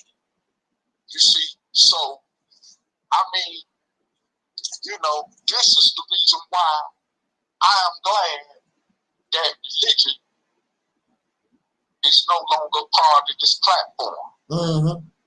And it needs, and we will make it stay away. We don't even want some of the people coming back to the platform, period. Which is, you know, been made clear already. You know, and I mean, because religion serves us no purpose. We know it has done nothing to free us from our nearly 500 years of slave Jim Crow oppression in this country. All the gods we pray to every day in this country still ain't freed us. Nope. From this, you know, Anglo-Saxon racist oppression. Oppressor. You see what I'm saying? They still got their foot on our necks after even over 400 years. You see what I'm saying? Ain't no God came through, ain't no goddamn spaceship came out of no cosmic skies to deliver us from nothing. We still here in our oppression. You got even some of our people today. Matter of fact, go read that book by Elijah Muhammad that he's supposed to put out in 1973 called The Fall of America. I still got a copy of it. Although it was written in the 20th century before this present 21st century. But he was talking about at that time, back in 73, that they still actually had Negro slaves working on the plantations in Alabama and Mississippi, and named some of the counties that they was in. Get a copy of that book. As someone was saying, check it out for yourself. You know? And that the United States government even knew about it and wouldn't do a damn thing about it. So yeah, slavery still in these modern times exists in this country. Matter of fact, I seen the old late 1960s clipping where people were still on the cotton plantation somewhere in Mississippi. Actually, and they were actually active as slaves. Didn't get paid nothing for picking their cotton. Got treated very worse than a sharecropper. You know what I'm saying? Then they treated a sharecropper. Meaning these were actual slaves. You see what I'm saying? And I remember a brother interviewed one of the people and asked them, so y'all just came up out of slavery in the 60s. So y'all didn't, I think this interview was in the 80s, but they asked them. They said, when y'all was back in slavery in the 60s, y'all didn't even know about the civil rights movement that was going on at the time? And the answer was clearly no. They actually said that they didn't even know that the civil rights movement existed in this country at the time. So what that tell you? You know what I'm saying? Slavery has been taking place in this country right before our eyes, right up on our nose in these very modern times. Let's you know what I'm saying, roll the camera way past in front of 1865, going to 1965, 1968, 1972. You know what I'm saying? We talking about modern times, when some of us was born, when some of us was around. You see what I'm saying? The slavery was going on right in this country, like that.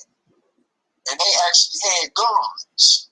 Overseers riding horses with guns, making sure you didn't run off the plantation.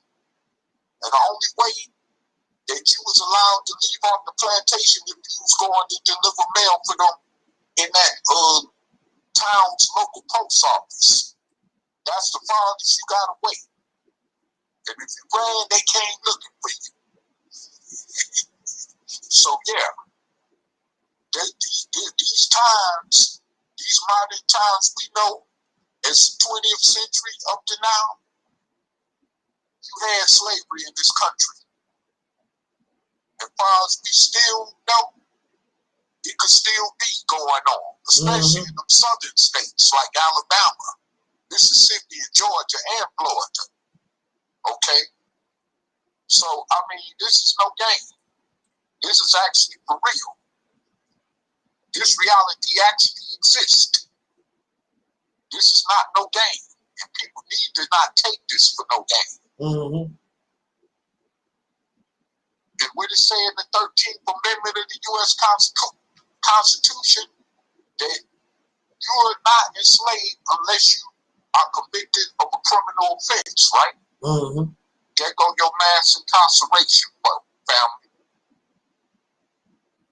I mean, you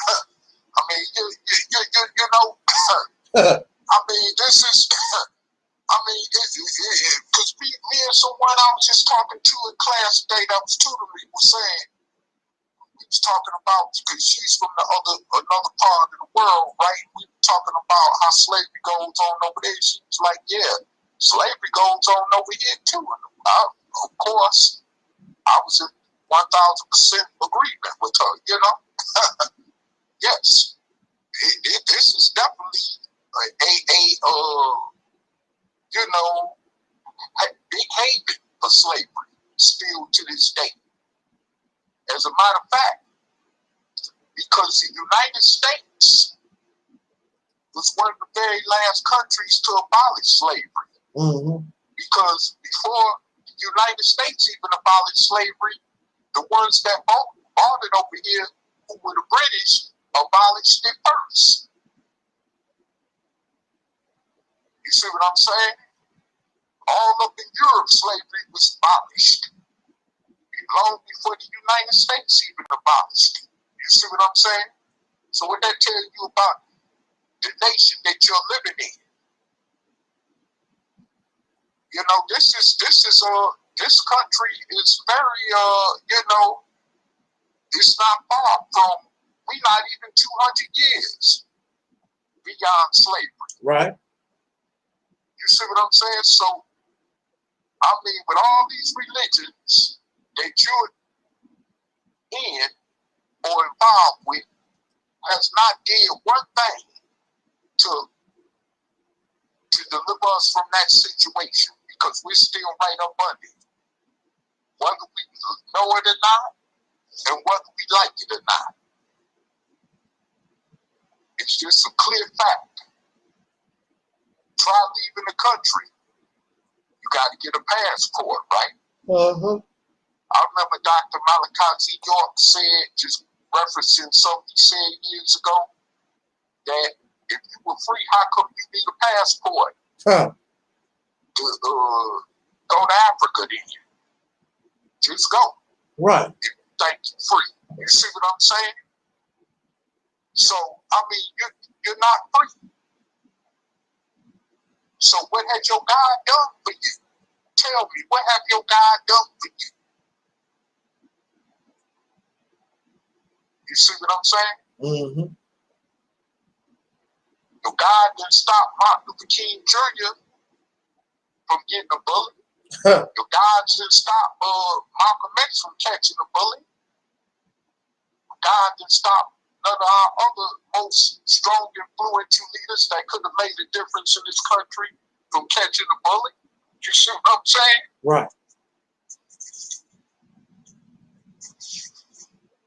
But yeah, you got these religious leaders, and then you got some to say, well, Farrakhan is still here, but Farrakhan wasn't of the caliber of Malcolm X or Martin Luther King either. No. Nor was Jesse Jackson. Nope. You see what I'm saying? So, I mean, just think on that, you know? It just let it resonate so it can make you realize and understand why we never got out the condition that we still in. And with that said, brother, I'm gonna put this on mute, and I'm gonna let you take us out of here, whatever, because I gotta go check on something. But I'm still here. Okay. On the live, I'm still listening, but I'm gonna put you on mute so you won't hear no noise or nothing. All right.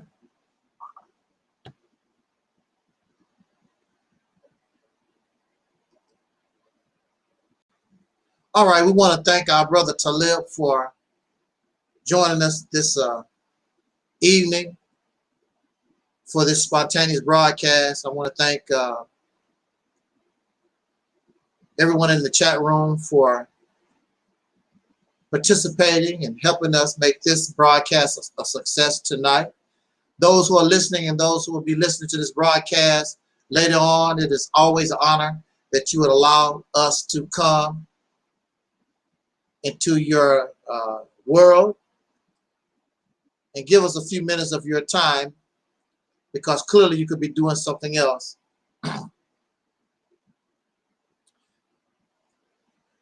In conclusion, I want to say this.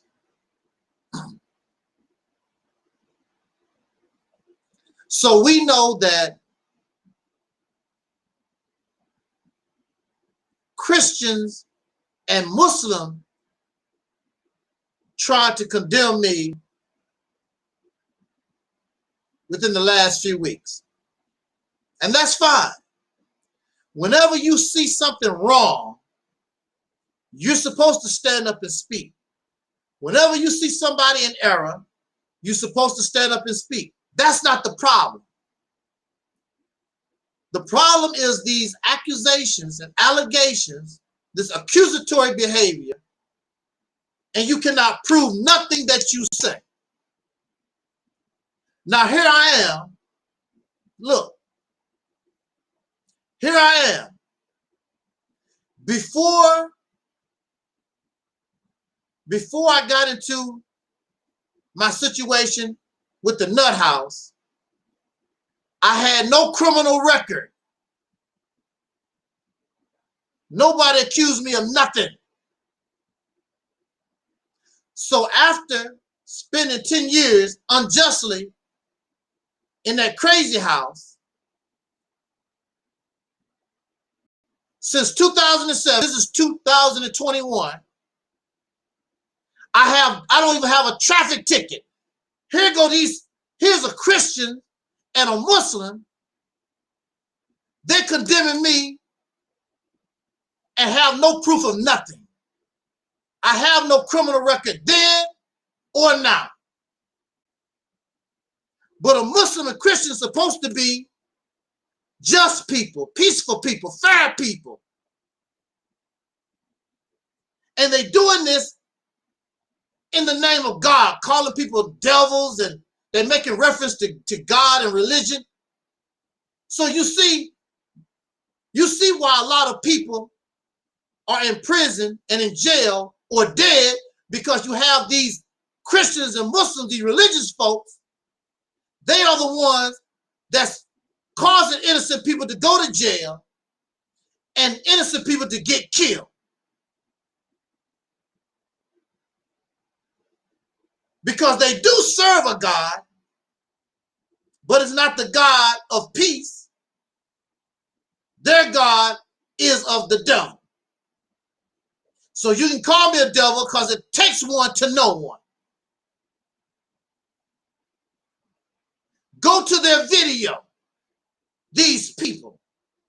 Read the comments. Just liars, slanderers, gossip spreaders, violent, nasty. Listen to them talk. Profane, vulgar. They always talk about sucking somebody's penis, licking somebody's booty, all kinds of. These are Christians and Muslims. I've never been around these kind of Christians and Muslims before. I was raised in Christianity. I don't know. I never heard Christians talk and act the way they do.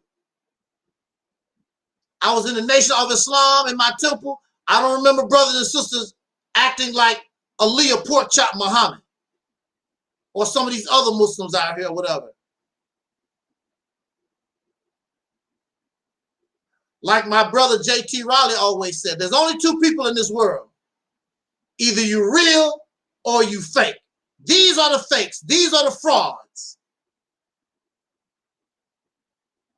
And if I'm wrong, I want you to take me down.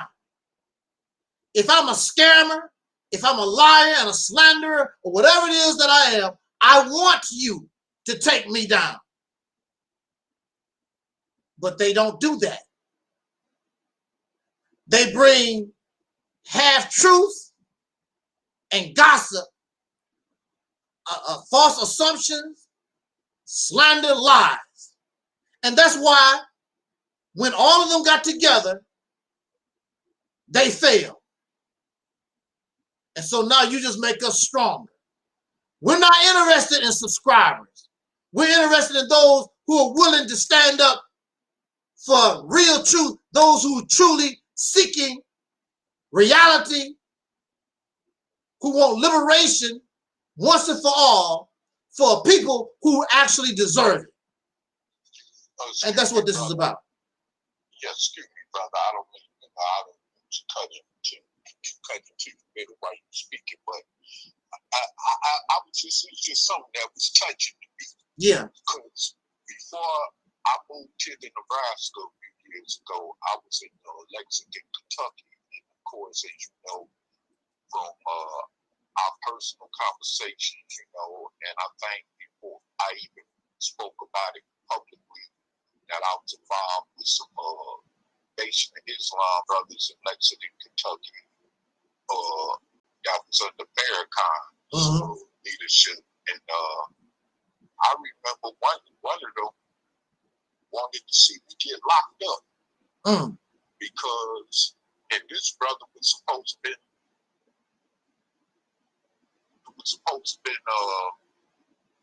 trying to recruit me, but at that time, I fell to what they call the wayside. I went back out there into that world of drug addiction and all the other stuff. You know what I'm saying? And he wanted to actually see me get knocked, locked up or taken off the streets. Now, what kind of real brother is that? It was a time when the Nation of Islam had, detox centers under the leadership of Elijah Muhammad and Malcolm X. Well, when Malcolm X was a national representative under Elijah Muhammad, they had detox centers for people. Matter of fact, I think Malcolm had that one started in Harlem. Because, Malcolm X was on drugs.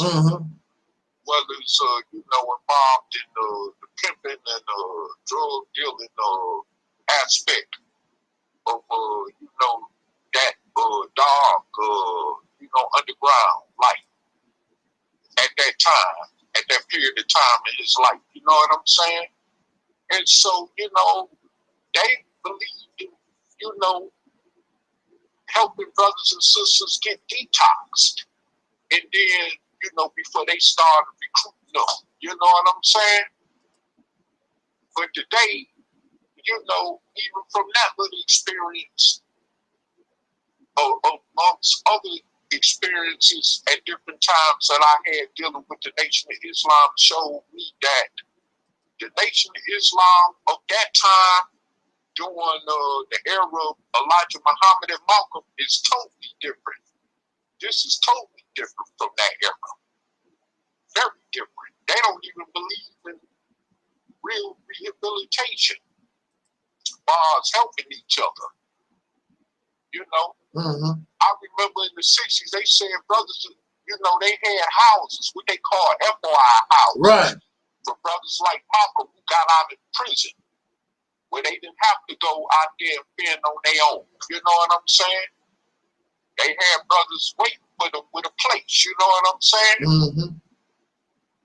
Where they didn't have to go out there and scuffle and stuff and just to survive after they got out of prison. Now, it's a total different story. If you were Farrakhan's organization or even Salis Muhammad's organization, you know what I'm saying? Just name a couple of them organizations. You're not going to get that kind of help these days. As a matter of fact, I remember a few years ago, a brother telling me over a private conversation that he spoke to a brother that was a follower of Salis Muhammad, and that brother, he had lost his job, but something happened, and he was down there in Atlanta because that's where Salis Muhammad got his Muhammad headquarters mosque at, right? And they actually did not help that brother. That brother actually ended up being homeless, sleeping in the airport in Atlanta because they wouldn't even help that brother. You see what I'm saying? But you call yourself a nation, right? And then, like you told me, Farrakhan has went around telling his ministers under him across the country to let people know that his organization is not a social service. Right. Well, what about the number 2 poor donation? What is that for then? What is the number 2 poor donation for then? You see, this is what I'm talking about. You're not. This is, and people cannot see this. People cannot see this at all. This is definitely, man. I'm telling you, man. This is definitely a facade. You know what I'm saying? And this is what you wonder why the so-called average American black on the streets don't respect that. You know what I'm saying? Because I've had quite a few brothers say to me that them niggas come across them with the protocol papers, they be ready to punch them in the face. You can't even approach them, you know? You better not even approach them with the protocol Muhammad speech papers because they might get something real nasty done to them. You know, that type of attitude, the mentality, you know? People didn't feel that way about them in the 60s, you know what I'm saying? Nope. But now it's a total different home, total different response and reception when it comes to them, you know? And I see why, you know? I clearly see why. Because all they doing is using people, you know? Right. And that's the bottom line to that. You know, they done got, let alone billions, they done got billions out of people. Sure have. You know what I'm saying? And they ain't got nothing to show for it. We supposed to have a nation. With all them billions of dollars, we supposed to have a nation of our own. An independent, separate nation. Let them say it, right? So, I mean, man, miss me with that, you know? And that's the reason why I do not want nothing. And even I'm going to tell you this. Because even if I go somewhere where, and I plan, you know, even if I go somewhere where it's more of my people at, where I would be more in contact with the majority or around a bigger, larger majority of my people, I still wouldn't have nothing to do with them Negroes. And matter of fact, I wouldn't even patronize them. I might, as much as I like bean pies, I still probably wouldn't even mess with them even on that. Because of the simple fact is that it would be distasteful to my own heart to do something like that. And it would bother me self-consciously. You know what I'm saying? Self-consciously. Because I will be enabling them using people. You know what I'm saying? Right. They're using people. They are actually using people. And see, these are the kind of people like Aaliyah Muhammad that comes at us. And she's not even accepted from amongst them. They don't even accept her. Nope. Nope. Nobody in the Muslim community, at least the Nation of Islam I know of, do not accept her in no type of way. They don't have no dealings with her because they know she ain't nothing but poison. You see what I'm saying? And that's a fact.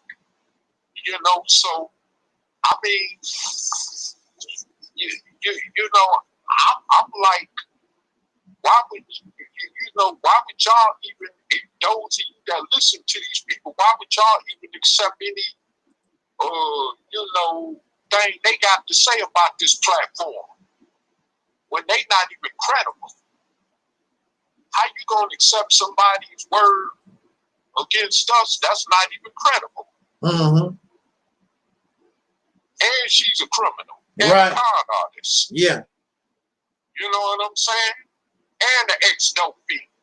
And probably still is using dope. From what I've heard, you know. So I mean, you know, I mean, how can you be you know, dealing with these type of people, accepting anything they got to say on face value, especially when they ain't got no receipts to bring with it. It'll be different if they had some concrete receipts to bring with it. You know, and like I said before in another live podcast, that woman Aaliyah got dug up anything on me, it wasn't because I gave her the information. You see what I'm saying? That'd be considered just as mere harassment at that point. You see what I'm saying? Because I never told her my business or anything like that beyond what I told her. You know? For her to twist things up like she did when she lied and said she knew my family. Okay? She don't even know me. Except over talking over the telephone, and that's it. You see what I'm saying? So other than that, she's definitely out of pocket and corrupt, and she's the epitome, furthermore, of why I don't even have nothing to do with people as far as their religion, you know, at all. I even got people in my family that's so caught up in the Christian religion thing, you know, which is their prerogative and that's their right, you know. True. But I don't get involved with them. And these are biological relatives. You see what I'm saying? Because they impose that religion.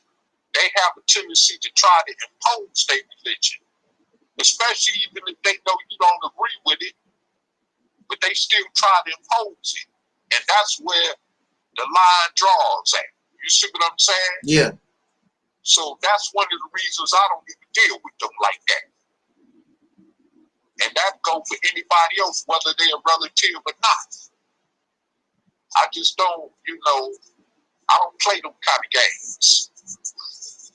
You can't respect where I stand at on my opinion, or where I stand at on my views about life or whatever, enough not to impose your belief system on me, then I ain't got no business dealing with you. And that's just simple as that. That's just flat out simple as that.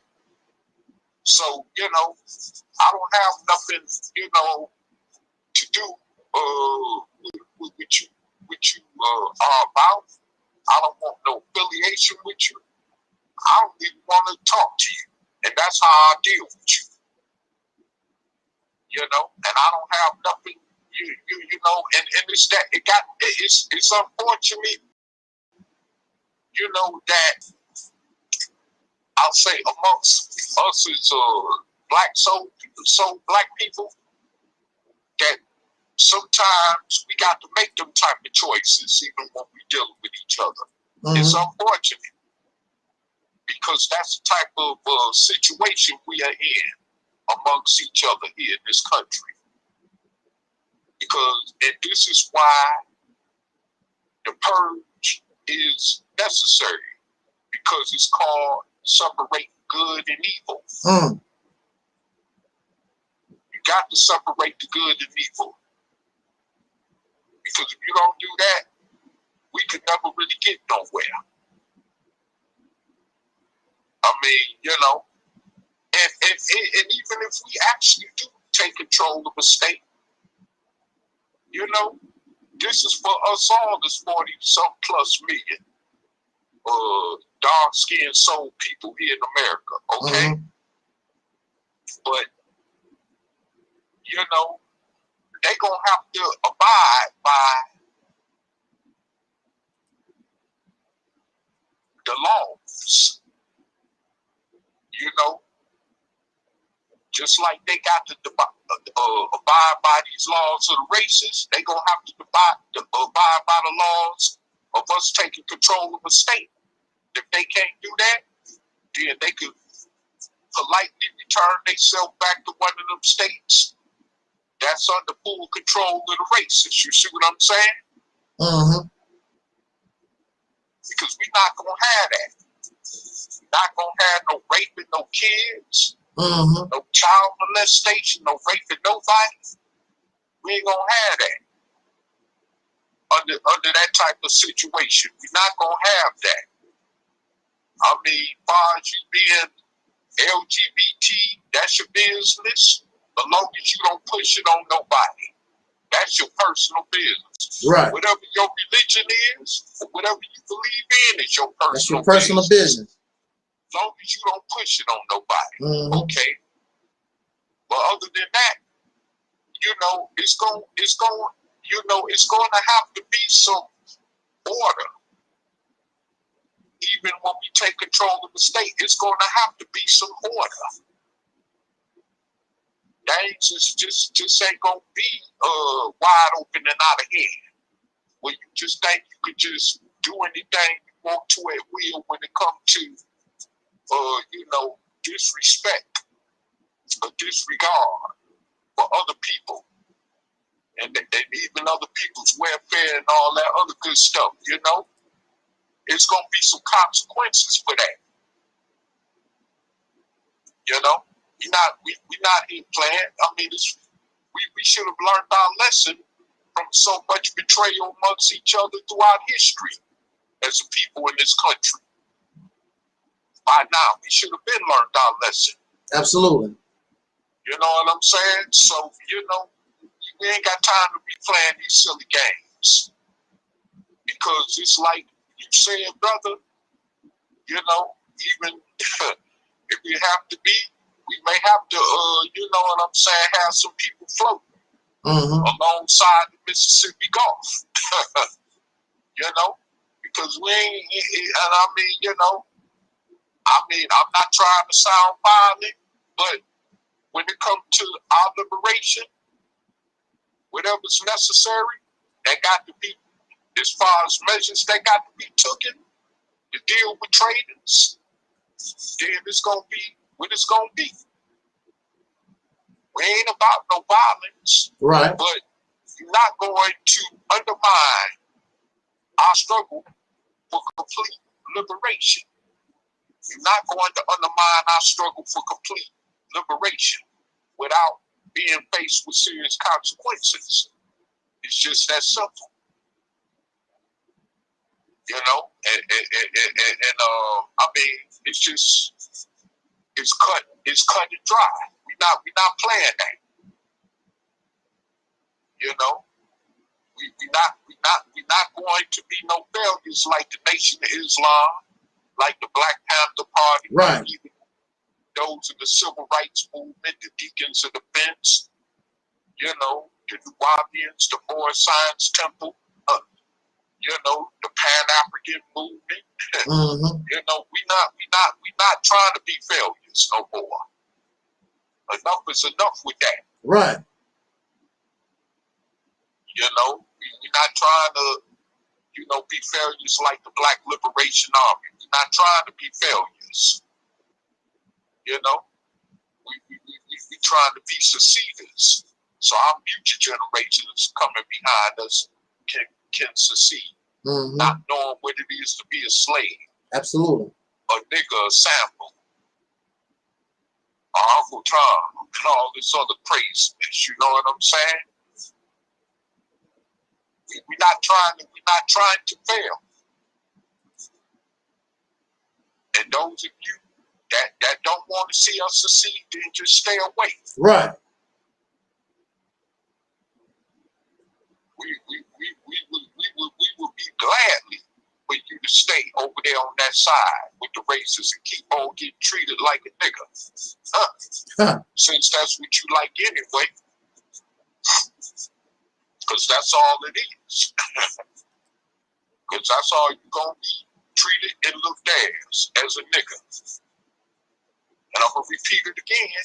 That's all you're going to be treated and looked at as a nigga. Treated as a nigga every day. When they choking your ass to death like they did Eric Garner. when they got their knee on your neck like they had George Floyd. You know. They kill your ass like they did Michael Brown. And Philando Castile. You know what I'm saying? You wasn't nothing but a nigga. And didn't nobody go to jail over it. But what's his name? That cop that went to jail just recently over George Floyd. I forgot his name already. I don't care. Yeah, that's every once in a blue moon. Yeah. That's every once in a blue moon. That's every once in a blue moon. Like that cop in Atlanta. That killed, what's his name, Rashad, or some brother named Rashad, somebody, I think his name was Rashad, something like that. Rashad Evans, if I'm not mistaken. I don't want to get the brother's name wrong, but may he rest in peace. But right after George Floyd got killed, he got killed down there in Atlanta. Yeah. You know what I'm saying? And the way from what I checked out, it's looking like they might let that cop off the hook.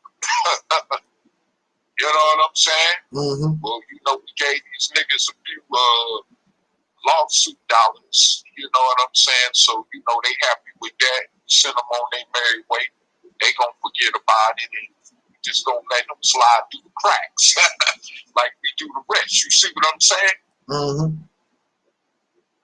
They don't care nothing about it. They don't care nothing about a nigga. A nigga don't get no respect. That's the point. A nigga don't get no respect. But if you controlling a state, which is land, and if you controlling the politics of a government, then you got respect. If you making laws that even the racists got respect, then you got respect. Right. That's right. You know what I'm saying? Other than that, a Negro don't get no respect. And like I say, they showing you this every day. keep you know, doing them unlawful searches, kicking down your door, shooting you down like cats and dogs, like they did Breonna Taylor. Where's them police at? They ain't going to jail. Ain't none of them went to jail. They're not. Yeah. You see what I'm saying? So I mean, you know, nobody Sandra Bland. Ain't nobody went to jail. Nope. Yeah, you know, you a nigga. The boy that killed, shot Laquan McDonald 16 times, all he got was 4 years. You shot that dude like a dog, killed him, overkilled 16 times, shot him. And all he got was 4 years? Come on. If that was me and you, Taalik, boy, we'd be sitting in life without parole. You know it. Without parole, okay? And Illinois don't got the death penalty no more, but if they did, we probably would be on death row. Shit. You know what I'm saying? So yeah, you know, they killed that. Hey, they don't give a damn about you. Just a Negro. just a Negro. you know, they walk out here. I walk out the door right now, and when these racists blow my head to smithereens, I'm just gonna be a dead Negro.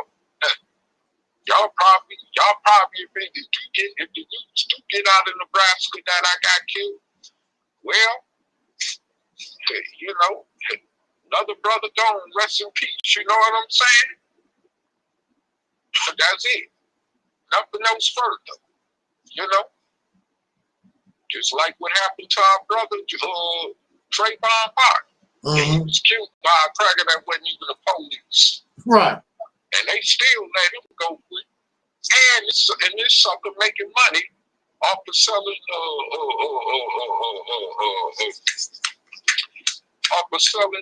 he sold that gun that he used. No.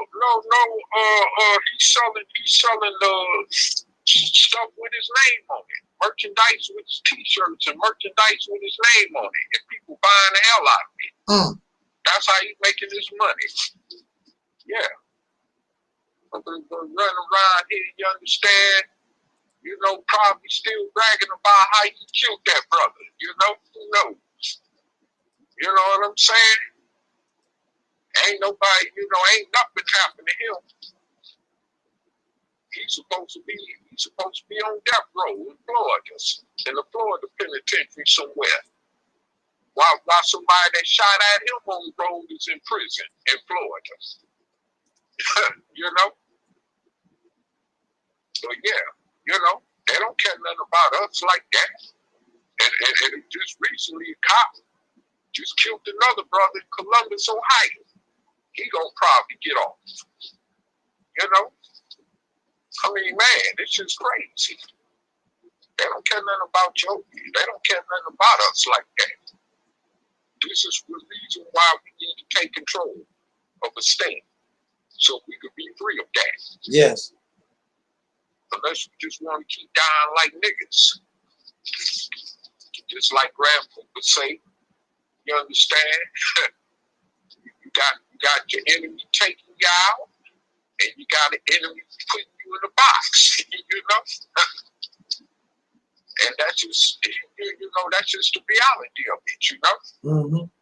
This ain't, you know, this is not no game out here, you know? we need to wake up and realize, you know what I'm saying, that we are alone. Just like John Henry Clark said, we ain't got no friends. Mm-hmm. We ain't got no friends. Not even in Africa. Goddamn, we ain't got no friends. Period. We ain't got no friends. And you know what's so bad about it is, these immigrants over here, you know, I keep hearing people saying all this stuff about the white population is decreasing or declining. And saying, according to the recent census, it showed that their population has declined more than ever. But you know what? I'm going to just say it like this here. Even if these other so-called minority or immigrant groups that's right now in this country do take control in this country, what that going to mean for the so-called American Negro? I mean, you got a lot of these immigrants here that hate us. You see what I'm saying? Mm-hmm. They might make a deal with them countries they came from to send them over there, where they came from. You see what I'm saying? Yeah.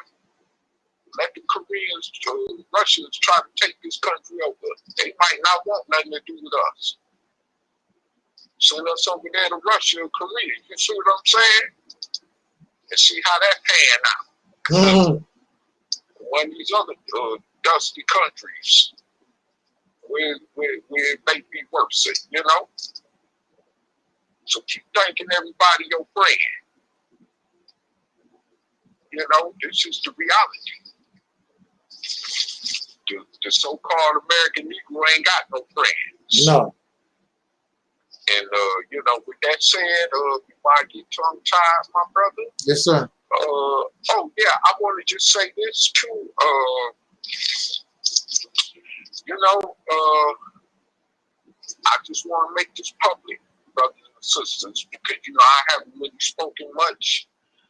You know, although Brother Taalik has spoken much, but me and this brother have been through quite a bit for the last 3 years. Yeah. And irregardless of us even having disagreements amongst us, as the two of us both, you know, have not allowed nothing to come between our bonds. Yeah. We have not allowed nothing to come between our bond. You know, he may have said some things I may have not agreed with. I may have said some things, of course, he may have not agreed with. But he ain't let that, we both did not let that come between us. And we'll keep it that way. Mm-hmm. You know, because we ain't caught up in that emotions. Absolutely. You know, like the rest of these Negroes is. We ain't caught. Oh man, you hurt my feelings. Hell with your punk ass feelings. Right. While this cracker still blowing your head off because they see a nigga tag, and you know what I'm saying? Oh, because you got to worry about one of your own that look like you blowing your head off. Yeah. Because they see a nigga tag.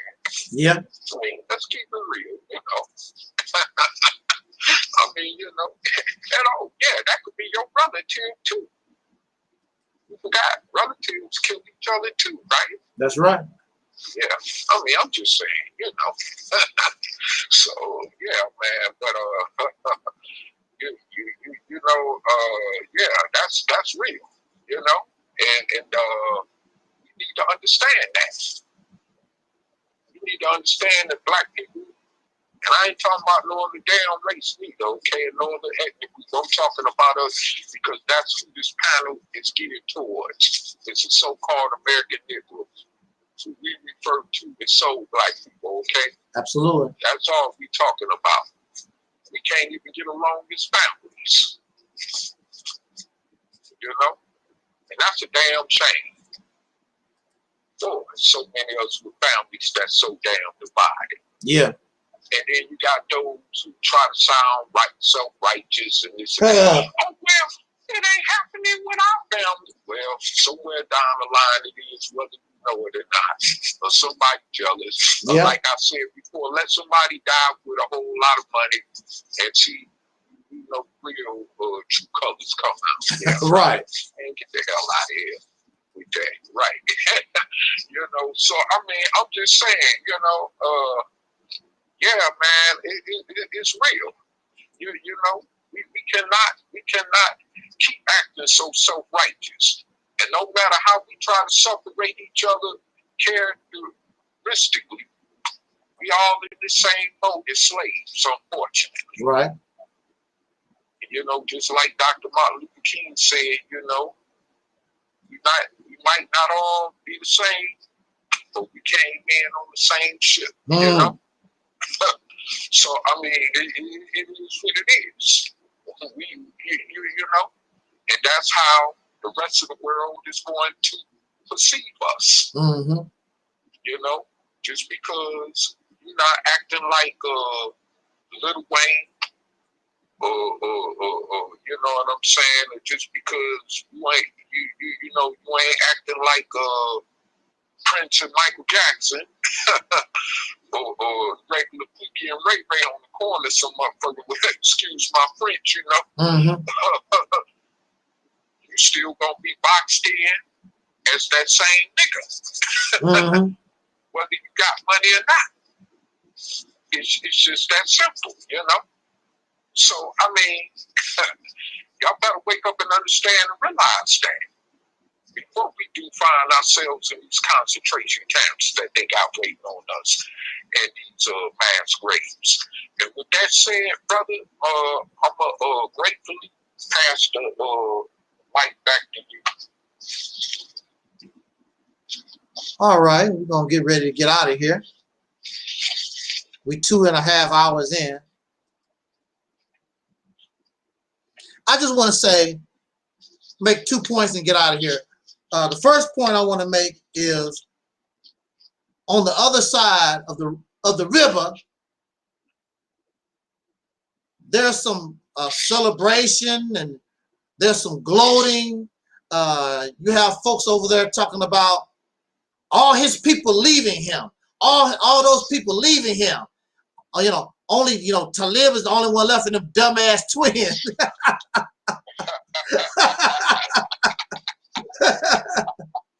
Oh man.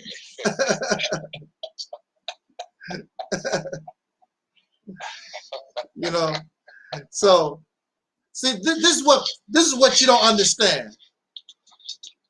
I got you on mute, brother. Okay. See, what you don't understand is Angel Snub 7 been on the platform by myself since 2007.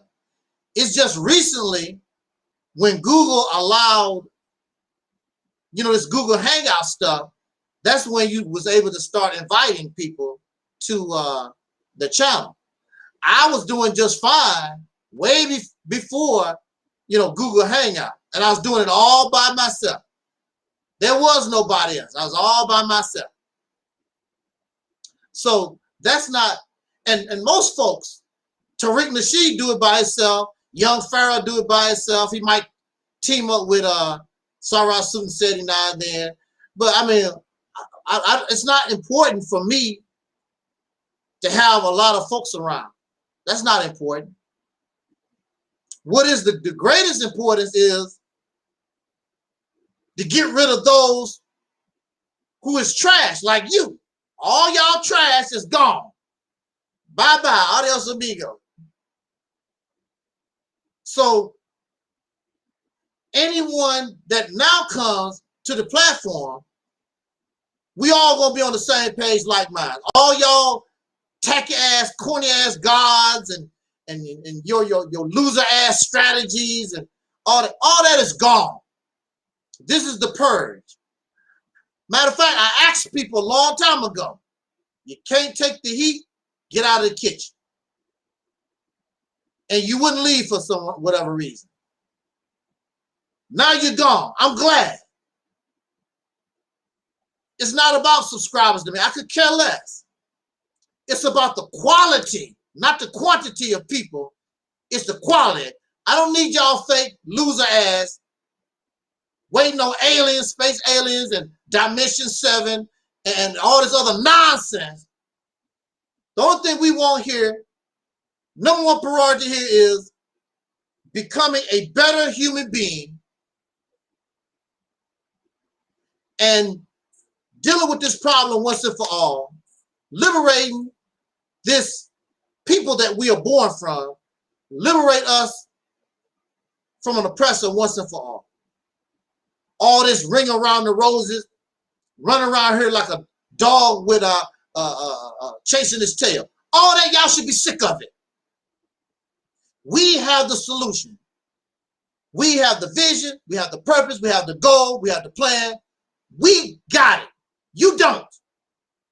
And you're too arrogant and hasidic to submit to what is good for you. So keep doing what you're doing. I really don't care. I'm like Tupac. I'm not mad at you.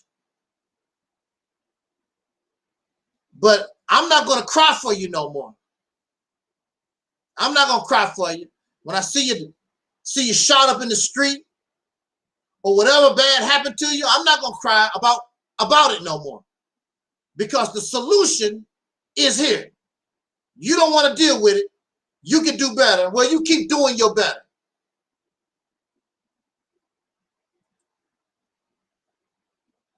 Also, I want to make perfectly clear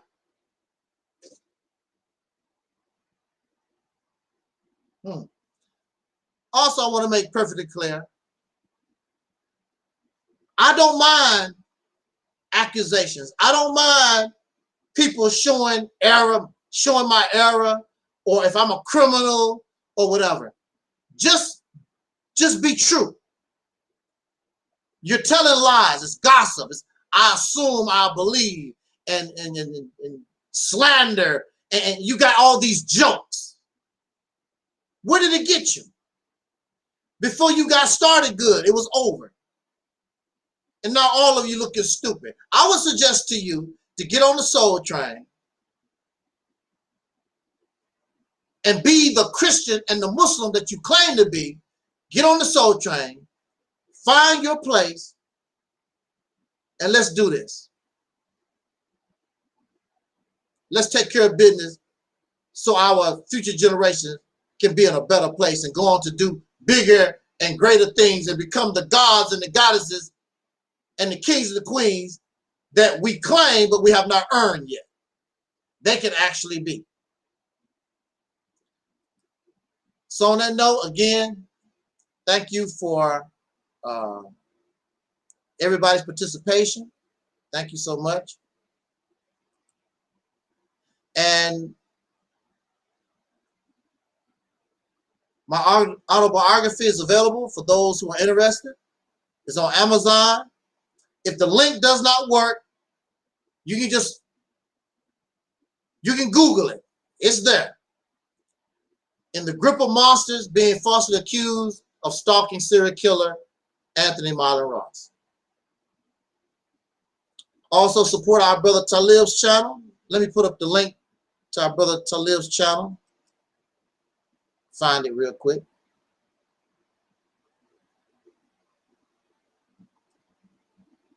Let me put this up here real quick. Actually, we took care of a lot of this in the video promotion before we actually start talking.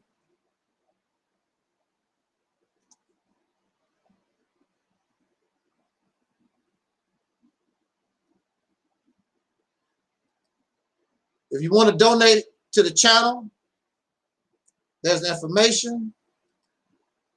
Also, here's Brother Taalib's channel. Let's support and help our brother grow his channel.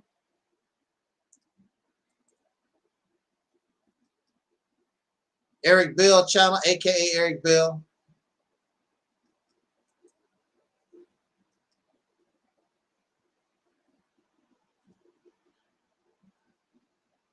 And here's Brother Talib's channel.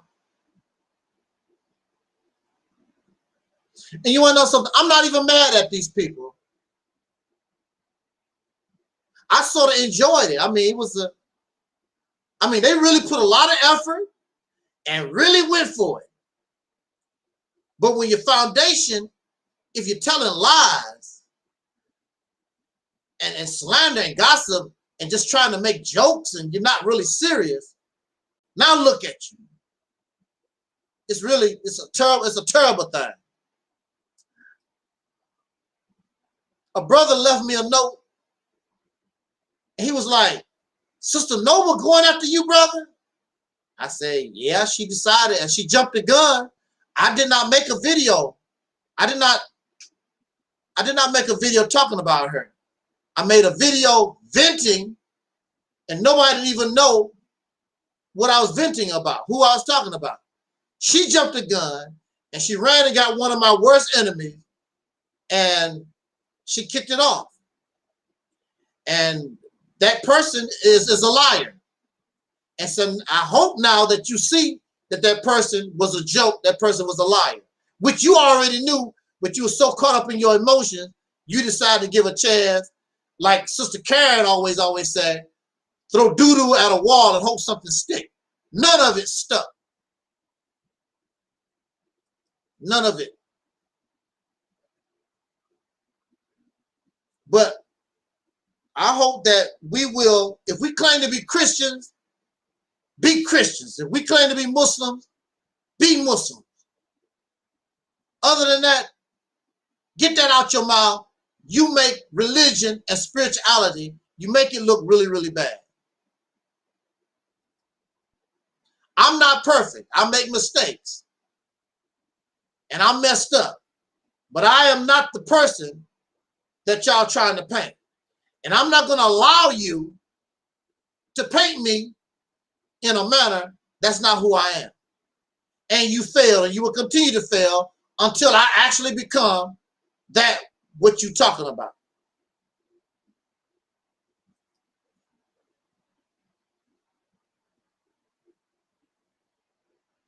Well, we had to fall out, Brother Phil, because she's not with us.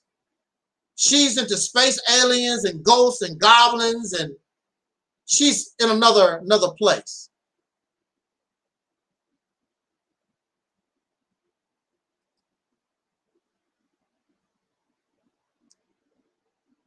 And she's too emotional for us.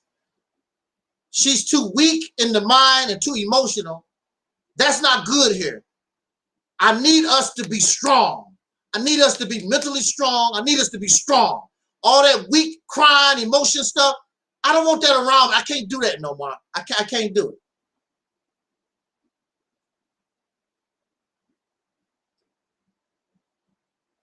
All that crying and whimpering and you hurt my feelings. I can't do it. I can't do it no more.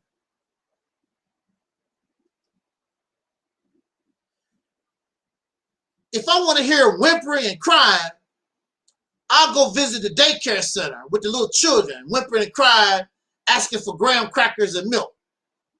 Grown people shouldn't be whimpering and crying. I don't give a damn what happened to you in your damn life. Man up, woman up. Damn. Get you some kind of treatment. Get you some kind of heart. All that whimpering and crying and being emotional, what has it got you? What has it done for you?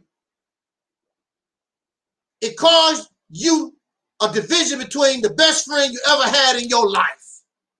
That's what it has caused.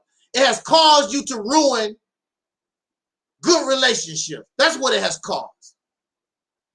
You got a crybaby friend, and y'all cry, and you don't have nothing. How can two weak people create anything, do anything, and both of y'all crying? Nobody is strong. How you gonna build anything? How you gonna rise? How you gonna heal each other when both of you are weak and sick?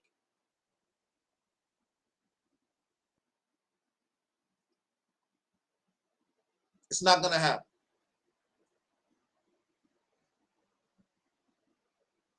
You can't help nobody who don't want to help themselves.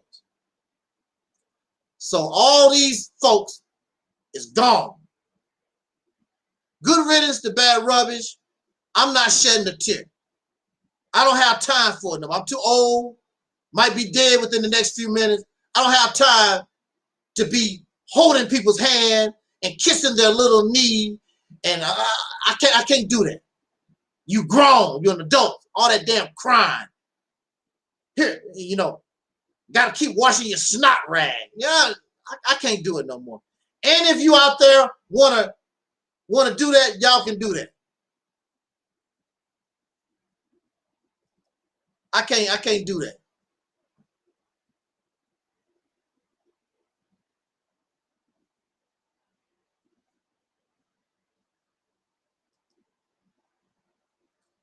So on that note, we almost 3 hours in.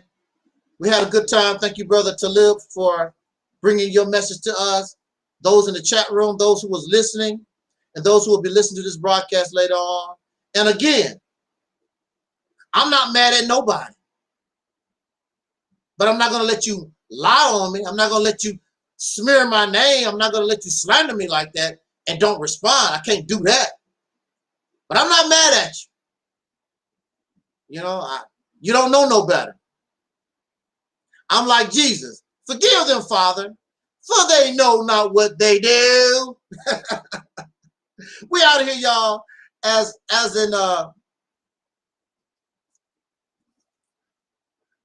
in parting, we leave in the words of our brother Don Cornelius used to always say, as in parting, I wish us love, peace, and so we already 5,000.